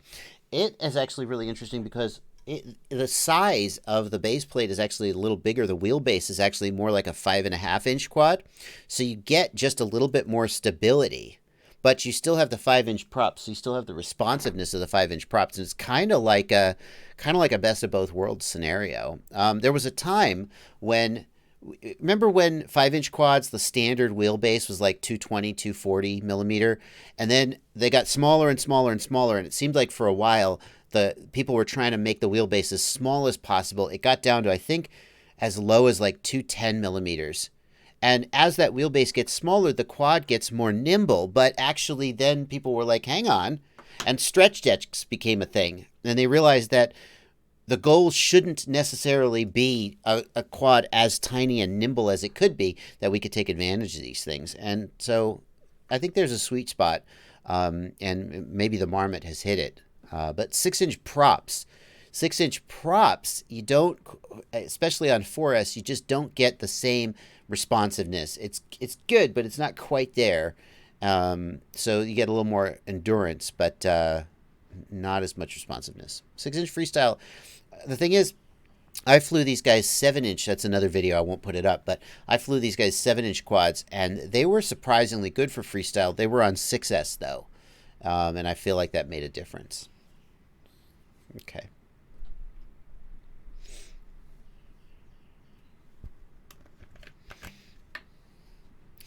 Roger Kircher. Thank you for $5 in the super chat, Roger. How to get RSSI on the iFlight Cinebee with the XM Plus receiver. Roger, here's what you need to do. You need to go to the FreeSky website. There's a page for the XM Plus, and we need to get the firmware. And the firmware we want is XM Plus, this one. XM Plus FCC, blah, blah, blah. Channel 8 output RSSI. That's what you want. You need to flash that firmware to the XM Plus, and then channel 8 will output RSSI once you do that. Then go into Betaflight and set the RSSI channel to aux4, which is channel 8, and that's how you'll do it. Georgie Yanev, thank you for five euros, no question. Grazer1, thanks for $10. Oh no, Grazer1, I already got you. Great, we're caught up on the super chats. How is the Discord? Discord? Where you go? Discord's not saying anything. What's up, Discord? I'm not ignoring you. I always worry about ignoring the Discord. They're quiet today. Back to the regular chat. Dav wants to know why my receiver tab screen is messed up. This is not a quadcopter. This is just a flight controller I have on the bench, so it's, I don't know what's going on. It's got an old version of Betaflight. I think it's because it's got an old nightly build of Betaflight on it, and it's kind of messed up. I should flash it, but I don't want to do that in the middle of the live stream. What's up, Boyd? Boyd's chilling. How do I like the Marmot so far? Raider FPV. I like the Marmot a lot. I like the longer deck. Makes it so much easier to mount your battery. The real question people have about the Marmot is, how is the durability? And I have to say, oh, it's not back there. I broke my first Marmot. Now, let me show you the crash where I broke my first Marmot, just for your perspective, okay? Because I don't want you to get the wrong idea. Hold on one second. I can show you what was happening. How did I break my Marmot?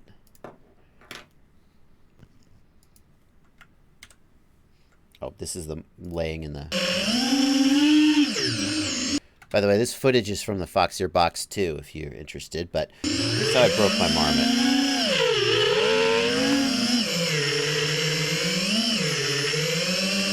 Let's see, I don't want to make you watch 17 minutes of video. Yeah, okay.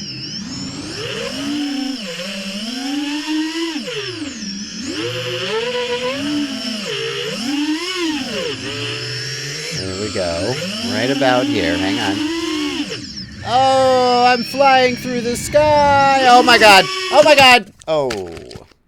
So if we go back and we just frame by frame that. Hang on.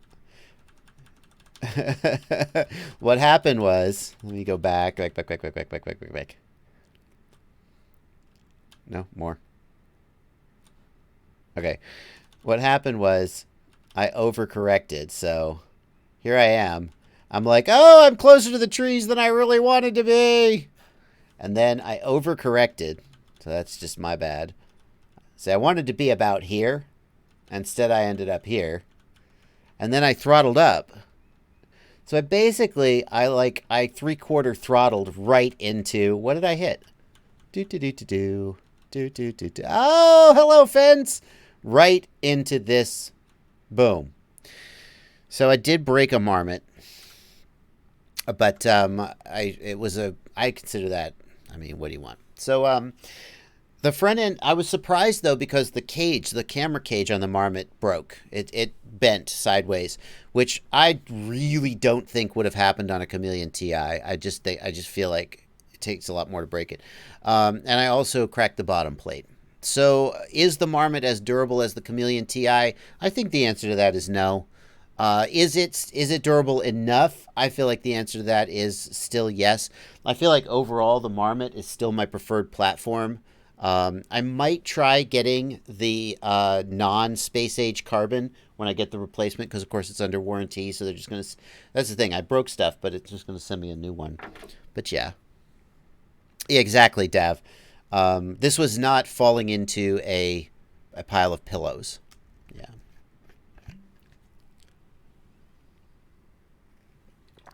Monty Peak wants to know, should you run an older Betaflight configurator with older firmware, or is the newest configurator good for all versions?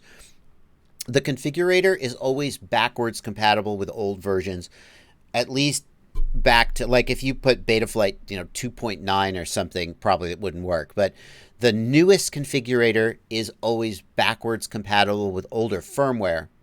The new firmware is not compatible with older configurators. So you should always update your configurator to the newest version. And unless you're using like a super old version of Betaflight, you'll be fine.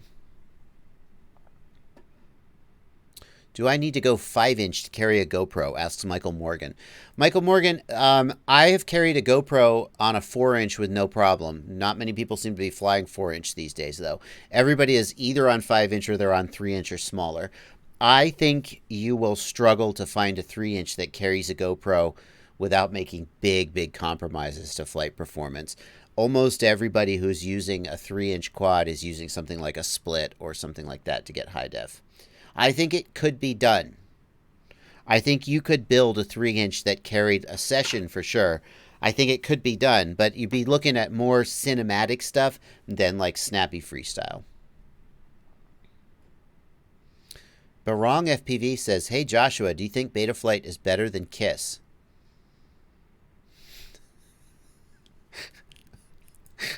Yeah, let me answer that question. Not happening. I'll tell you what. Here's what I'll say. Betaflight has more diversity in the hardware you can use than KISS. So Betaflight, if you want to buy a $70 SP Racing H7 Ultimate with all the bells and whistles, you can. If you want to buy a $20 China Special clone flight controller, you can. Betaflight gets more price points than KISS. KISS only has one price point. Which flies better? No comment. Crumta says, thank you for $5, Crumta. Are high throttle oscillations something pilots have to live with, or is TPA the best option? Can you smoke a motor tuning TPA? It's interesting you ask that, Crumta. Betaflight 4.0 changed the default TPA profile. It has a like 40% or 50% TPA starting at 1500. The idea is that they want to start reducing those P and D gains very early, and then at mid throttle, and then at high throttle they just take them way down to get rid of high throttle oscillations. You are right that TPA is the best way to tune out high throttle oscillations. I don't think you can easily smoke a motor tuning TPA. If you have a tune where you've got a lot of P and D gain and a lot of TPA, and then suddenly you just get rid of the TPA, you might smoke a motor at high throttle. But Usually, when you're tuning TPA, you're adding it. You're not subtracting it. So that's not going to smoke a motor. Syntax Terror asks in the Discord, tuning 6-inch on 6S, I found D-min to cause bobbles and judders even with very clean gyro traces. Any specific tuning tips you can share? Syntax Terror, I found the same thing. Turning off D-min helped with my mid-throttle oscillations on the Marmot frame, or on the Marmot build. And I wasn't sure why that might be. And what Mark Spatz suggested was that the D term going up, D term and P term, the ratio between D and P is what's important. It's not that there's a certain absolute amount of D or P that's right necessarily, but when they are in balance, that's when you get good performance. And what he suggested was that as D dropped out, P was then causing oscillation, micro oscillations, and then as D came up, it went away. So I also have found D-min to cause bobbles and judders. What you can do is you can just turn it off. That's what I would do, Syntax Terror. Set the D-min values to 0 and see. I wonder if turning D-min on by default was the best choice. Because a lot of quads, the purpose of D-min is to allow you to have high D gains without having hot motors. But if your D gain is where you need it to be and your motors aren't hot, then you don't need D-min.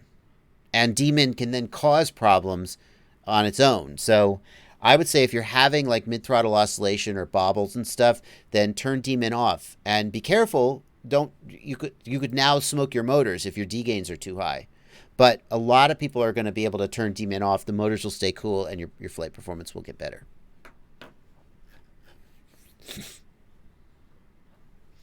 Emax 2205 motor, any good? Ant FPV, are you talking about the Eco motor? The Emax Eco motors are decent value. They're not the best motors out there, but they're not the most expensive either.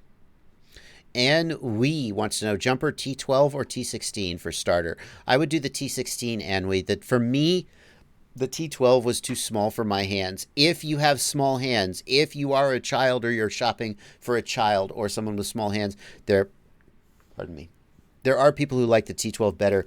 Also, people who travel, and they say they like the small size of the T12. It's easier to get into a bag. For me, the T16 is the best choice, though.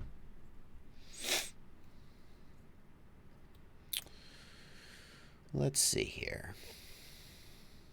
Tumbleweed 30, I did answer Frank Barajas' question about ending the production of non-access radios. The answer is nobody knows. I don't think it would be anytime soon. There's just too much history behind the QX7 and the X9D, but I did answer that question. Chamber wants to know, can I post a picture of the L10 mod for the Fat Shark?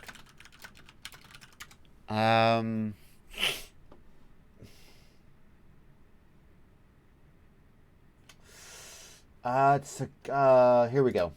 I'm gonna just show. I didn't make a video showing the L10 mod. So the issue is, if you're using rapid fire and you're getting 1 RSSI bar, it means that you're having low voltage mode, and you need to do the L1 mod.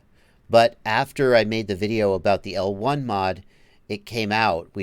Immersion RC didn't know, but it turned out that just the L1 mod by itself is not good enough for some goggles, and you have to also mod the L10 inductor. So let's see if we can find, yeah. So here's, this guy has done the L1 inductor, and you can check this video out from this guy's channel if you want. But here he's done the L1 inductor.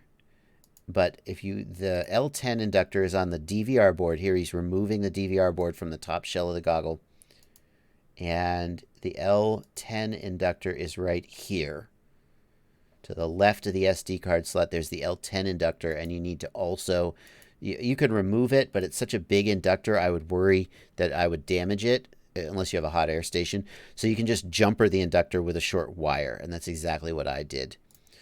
This video is by Yuda Resikama. He has 69 subs, but thank you for this tutorial. I don't have a tutorial on doing the L10 mod, just the L1. So you guys can check that out if you want to see how to do that, or maybe that's just enough information.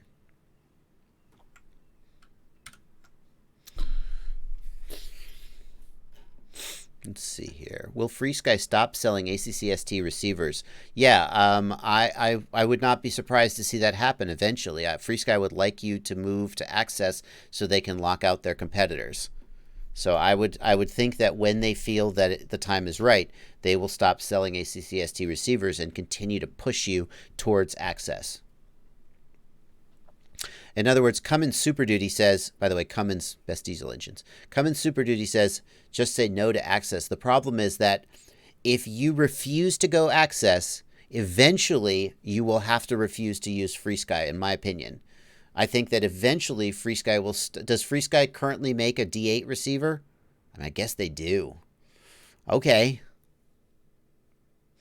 It feels like Access, the goal of Access is to lock out competitors and to lock you into the FreeSky ecosystem. And in order to do that, I feel like they're going to need to start phasing out that old stuff. Not today, not for a while, but I think it will happen. That's my opinion. Best portable charger, asks Take a Flight FPV. Best portable charger is probably the iCharger. What is it? The X6, the iCharger X6. Best at any price is probably the iCharger X6. I'm Joshua. For an iCharger, it's budget, but it's pretty good. It's very portable and small. I should just go get a picture of it. Here we go. iCharger X6. Personally, I take the HobbyMate D6 Duo on my trips just because I like having the same charger for everything. But the D6 Duo would not be great for like a field charger. The iCharger is much smaller than the D6. It doesn't have a built-in AC adapter though.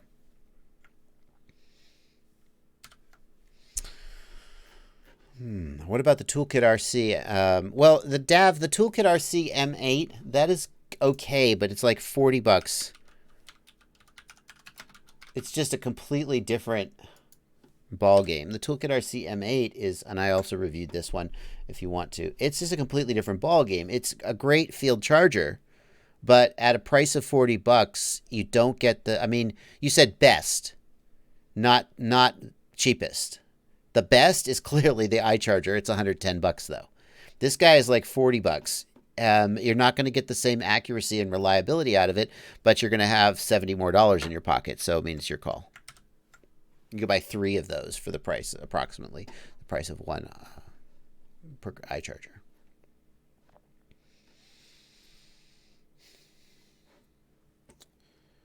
Let's see here. What's a good budget 1S charger that runs on DC? Asks Upertivims. Ooh, that's tough. What's a good 1S charger? I mean, I'm using... what's the one I'm using? That's the charge... to tell you the truth, I just use, like, the one that came with my Mobula. I don't know if it's good, but that's the one I use. I just don't think about it very much. Yeah, something like this.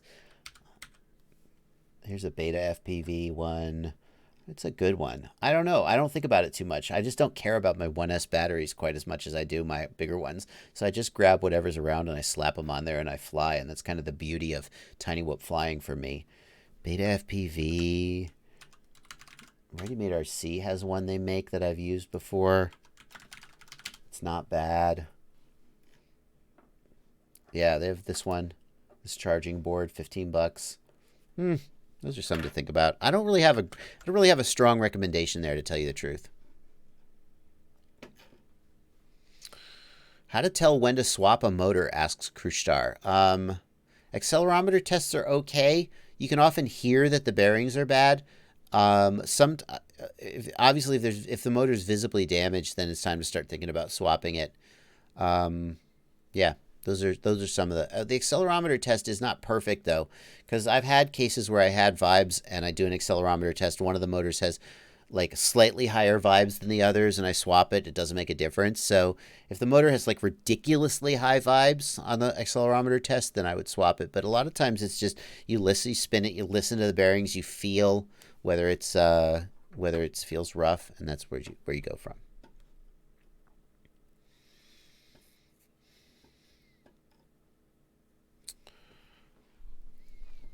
Let's see here. Polytech, thanks for $2, no question.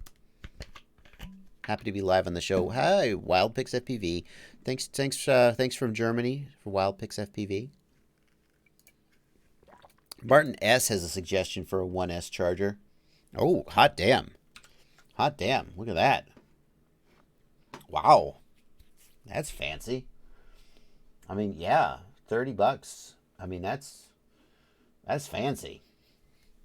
That might be the best. I usually, when I'm thinking about a tiny whoop charger, I usually want something tiny that I can throw in my bag and just plug into an XT60 though. This is like got a built-in AC adapter. You know, this is like not just like toss it in your back pocket kind of a scenario. Yeah, that's a good one.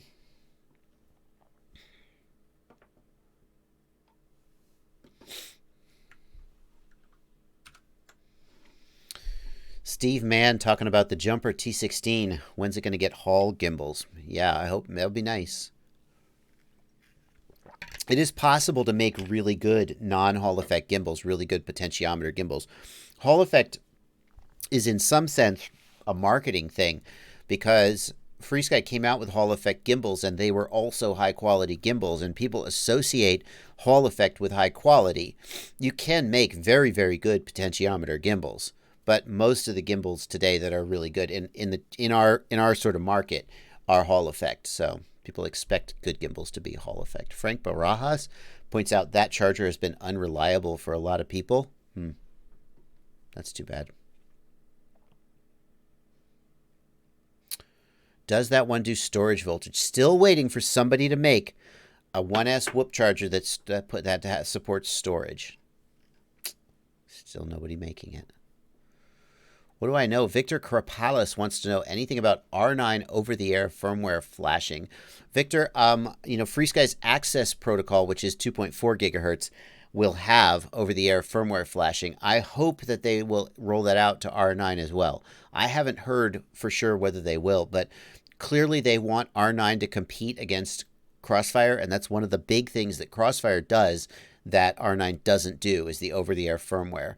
I recently updated my Crossfire module to the latest firmware.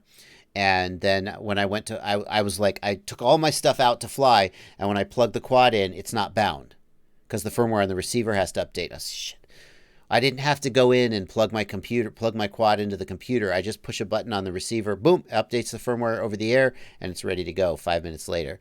Beautiful. I hope that FreeSky, and I expect that FreeSky will do the same thing with R9, but I haven't actually heard of any solid plan to do that.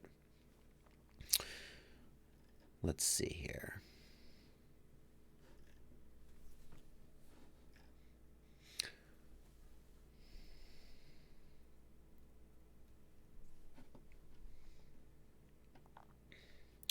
Nicola Melotto wants to know, do you think the better cheap module with Achilles firmware is the Eachine or the real ACC? Nicola, the people who work on the firmware like the Eachine module better. I think that's because the Eachine one has a faster processor in it. I don't know I'm not sure about that, but I have the guy from OwlRC, or the guy who develops the Achilles firmware. One of those guys told me that they like the Eachine better. The problem with the Eachine is that you cannot flash to the Eachine without soldering to 2 pins, and it's a pain in the ass. So the real ACC you can update via USB, and on that alone, I would take the real ACC.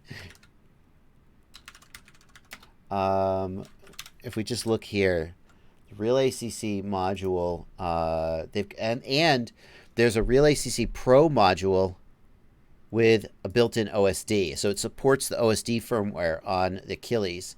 However, I wouldn't pay $70 for it. That's the Amazon price. The sellers on Amazon mark these things up. Here you can get it for $55. $55 for the RX 5808 Pro with Achilles firmware on it. Brilliant. That is a hell of a good deal. And it supports OSD. That's a hell of a good deal. I like that a lot. That's the one I would get.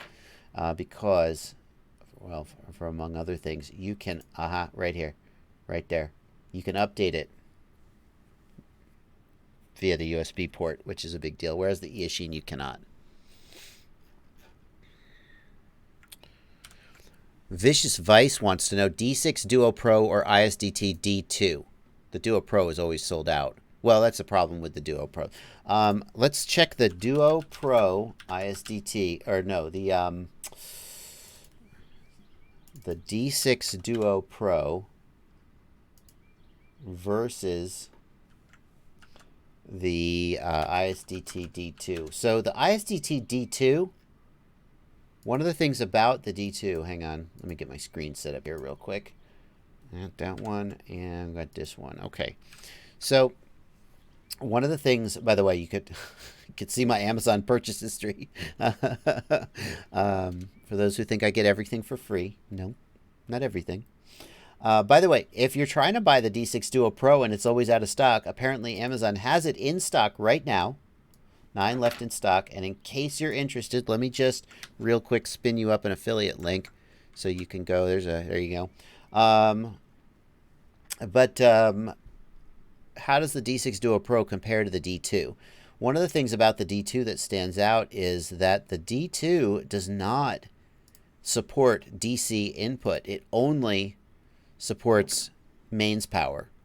So if you wanted to, if you have a DC power supply, it's not going to work with the D2. Okay, so in my case, the way I use the D6 Duo is at home, I have like a 3,000 watt DC power supply and I use it. But then when I go on the road, I just grab a power cable and I use the internal AC power supply on the D6 Duo. With the D2, that's not an option. You will only ever run it off of that power supply. Now you might think, well, who cares? Well, the thing is that the D6 Duo, when you run the D6 Duo off an external power supply, you get like 600 watts. The internal power supply is limited to only 200 watts. So if we look at the D2, it's 200 watts, and that's all you're ever going to get out of it, 200 watts, period. Whereas with the D6 Duo, if you have a power supply, you can get a lot more power out of it. So I think the D6 Duo is a little more versatile. The D6 Duo you could also use as a field charger if you like, because it can take DC input. So you could charge it off your car or off a big lead acid battery or something like that. As far as the, so there you go. I like the D6 Duo. I think it's one of the best all-round chargers you can get in terms of performance, capabilities, and price. I think the D6 Duo is a great all-round charger. Jim Himes points out Hoda is the same charger as the D6 Duo.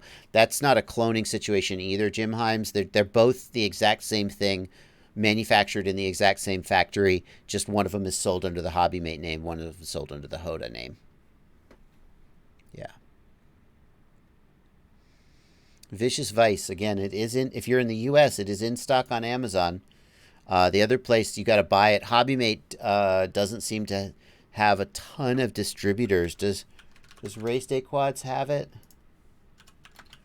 I know they carried it. They carry it. It is sold out on Race Day Quads, yeah, so that's the thing. It's often out of stock. Take a Flight thinks it's too big. It is big. It's more of a bench charger than like a portable. It's not going to fit in your back pocket.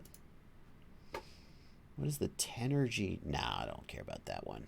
Let me show that. No, I don't like that Tenergy charger. What's the deal with that one? There's nothing special about that. It's just a look. Somebody in chat asks if I can show this Tenergy charger. The thing is, this is just a 4-button charger with a built-in AC supply. How much is it though? How much is it? Tell me how much it is. Where's the price? There's no price. Add to quote? Are you kidding me? I don't want to quote. 8 amp. Give me a break. Come on. How much is it?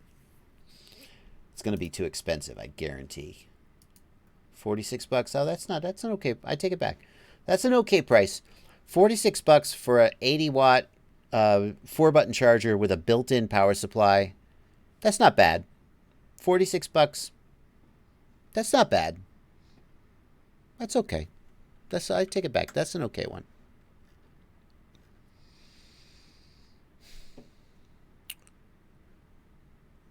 Owen. Yeah. What's my opinion on FPV lens size? Asks Krustar. Krustar, I definitely like an M12 lens over an M8. The M12 lens, the larger lens and the larger barrel, gives more light, more sensitivity, better image quality. I think the people who really want the M8 lenses are the people building the very, very small racing quads. The M8 lenses are a little more durable. There's just less of it to hit. So something to think about. There's no difference in image quality if you have an M12 lens. It depends on the sensor size of the camera. Some people think the micro cameras have worse image quality, but depending on the camera, the lens and the sensor is exactly the same. In fact, the two cameras with the biggest sensors in them right now, I think, are the Eagle and the Rattel. And both of those are micro cameras. So your image quality doesn't have to suffer. As opposed to, as far as focal length goes, 2.1, 2.3 millimeter, I tend to like about a 2.1 millimeter lens. There was a time when I really liked the 2.3 to 2.5 millimeter GoPro lenses. The whole time I've been flying, I started with like a 3.1 millimeter, super tight, and the whole time I've been flying, I've slowly been using wider and wider angle lenses.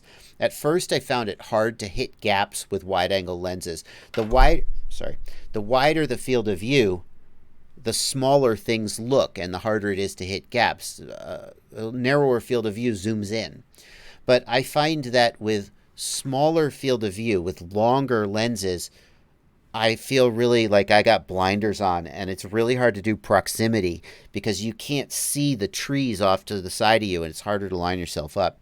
I find that for racing, the wider angle lenses let you take turns tighter because you can see the flag that you're pivoting around out of the corner of your eye. So I think that as you become a more experienced pilot, I think that you're probably going to tend to want wider and wider field of view, to the point where some pilots are flying with a 1.8 or 1.6 millimeter lens, which is just, it's like practically 180 degree field of view. To me, that's a little extreme, and you start getting real fisheye problems. But I like around a 2.1 millimeter with around 160 to 100, maybe 140 degree field of view. That to me is where I like to be. Yeah, the Anthony Teasdale points out the other advantage to wide angle field of view is with up tilt, it's easier to land because you can still see the ground.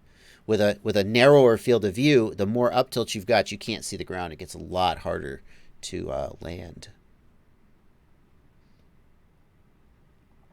How am I getting on? Stu22 wants to know how I'm getting on with the Marmot Carbon. I did talk about that a little earlier in the live stream, Stu. I have broken one base plate. It was in a pretty hard crash, and I don't blame it. But I think that the Marmot Carbon breaks differently, let's say, than this traditional carbon. I think when I get my replacement base plate, I think I'm going to ask for standard carbon and just try the difference and look at the difference. But I still, the Marmot, I think I still like it better than the Chameleon TI overall. Oh my gosh. 3 p.m. We've hit 3 p.m. I'll take a few more questions, though. I'm still having a good time. Pergia's Swedish FPV wants to know why so many pilots are flying with such a low tilt they have to take off the protection bar for the camera on the rooster. Pergia's for the juicy style pilots. Low tilt is what helps juicy style really work, the ability to do some of those moves. The up tilt changes the way the quad flies, and a lot of those pilots really want as low as like 5 or even 0 degrees up tilt. Just a different style of flying. Have I got any super chats that I've missed? Let's make sure I don't walk away without getting all of them. 0 Day Studio, thank you for $5. What's the best HD split type camera to remove the IR filter and do a night vision rig on? Damn. 0 Day Studio, I apologize. I cannot answer that one because what you're going to need is you're going to need a camera with, I think you're probably going to want a camera with the IR filter on the lens, because it'll be easy to unscrew the lens and take that filter off. Whereas if the filter is on the sensor, you're much more likely to damage the sensor, or even if you can remove it. But I don't know which of the cameras have, anybody in the chat know, which of the split type cameras have the filter, the IR filter, on the lens. So you could make a night vision one. Thank you for $5, 0 Day. I can't answer that one though. Case the Face wants to know how many wins I have in Apex Legends. I have no wins that I have one win where I felt like I helped earn the win. There was one squad that I got into where I felt like the whole game I was contributing. And then in the end, we won. Every other win that I have is because Hassan Assassin carried the whole team. Hassan Assassin is, I think he's one of my patrons. I'm not 100% sure. But he's somebody who I squatted up with every now and then. And he is, I'll tell you what, hang on. Check this out. Let's just see. Is he playing right now? Because every time I log on, he's playing, and that probably factors into why he's so good. He does not. Oh, he's not playing this exact minute. Okay, he's so good, and I have like 5 wins only, not very many, and every other win, I feel like the team just carried me. So I'm not any good at. I'm getting better, but I'm not any good. ZK, thank you for $10. Assuming bad ESCs, one motor has stopped spinning, wiring is okay. Anything else I should check before replacing the ESC? ZK, when you have a motor that twitches or doesn't spin reliably, it's usually that you damaged the motor. They're right out there at the end of the arms and they get banged to crap. So when there's a motor that doesn't spin, like sure, check the signal wire, I guess, but probably just swap the motor. Don't just throw the old motor out because you never know. But I'm so quick to swap a motor. Anytime twitch, swap the motor. If that doesn't do it, swap the ESC. And if that'll almost always do it. But if that doesn't do it, then it could be like the flight controller or something. No. Thanks for £1 from Ant FPV Music and Nicole FPV channel. Quite a long channel name. You might want to think about shortening that up. Thanks, Paulie. I think we got all the super chats. Mr. Balrog in the Discord wants to know, what's the biggest reason for not having AM frequencies on our video feeds? Mr. Balrog, I'm not sure I 100% understand your question, but our video feeds are NTSC standard. So exactly the same as old analog television. Exactly the same as the old analog television. So I think the reason for that is that buying a chip that generates an NTSC or PAL or whatever, it modulates those video signals. I think that it's just easy and standard to do. Think about it. The camera outputs an NTSC signal. That signal has FM modulations, 6 megahertz sideband, whatever. That's just the NTSC standard, and the camera spits it out because that's just what it does. At that point, you just take the video transmitter and modulate that up to 5 gigahertz, and away you go. So I think the reason is that that's just what the cameras put out. There you go.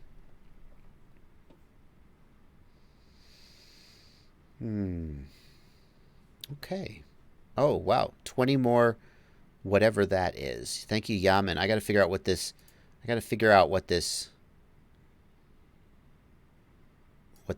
currency is. Let's search Google. What is this currency? Indian rupees. Thank you. Thank you for 20 rupees. Now I know. All right, guys. Do you think we will see digital VTX? Ethan Mitchell. Ethan, I have heard... I'm not going to say who told me this because he said he wasn't under NDA, but I don't want to get him in trouble.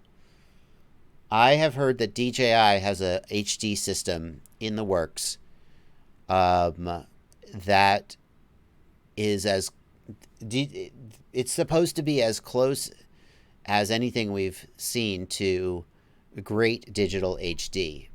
So what I hear is that it's got 2-3 miles of range, low latency low enough to use for racing, size not too big, price unknown.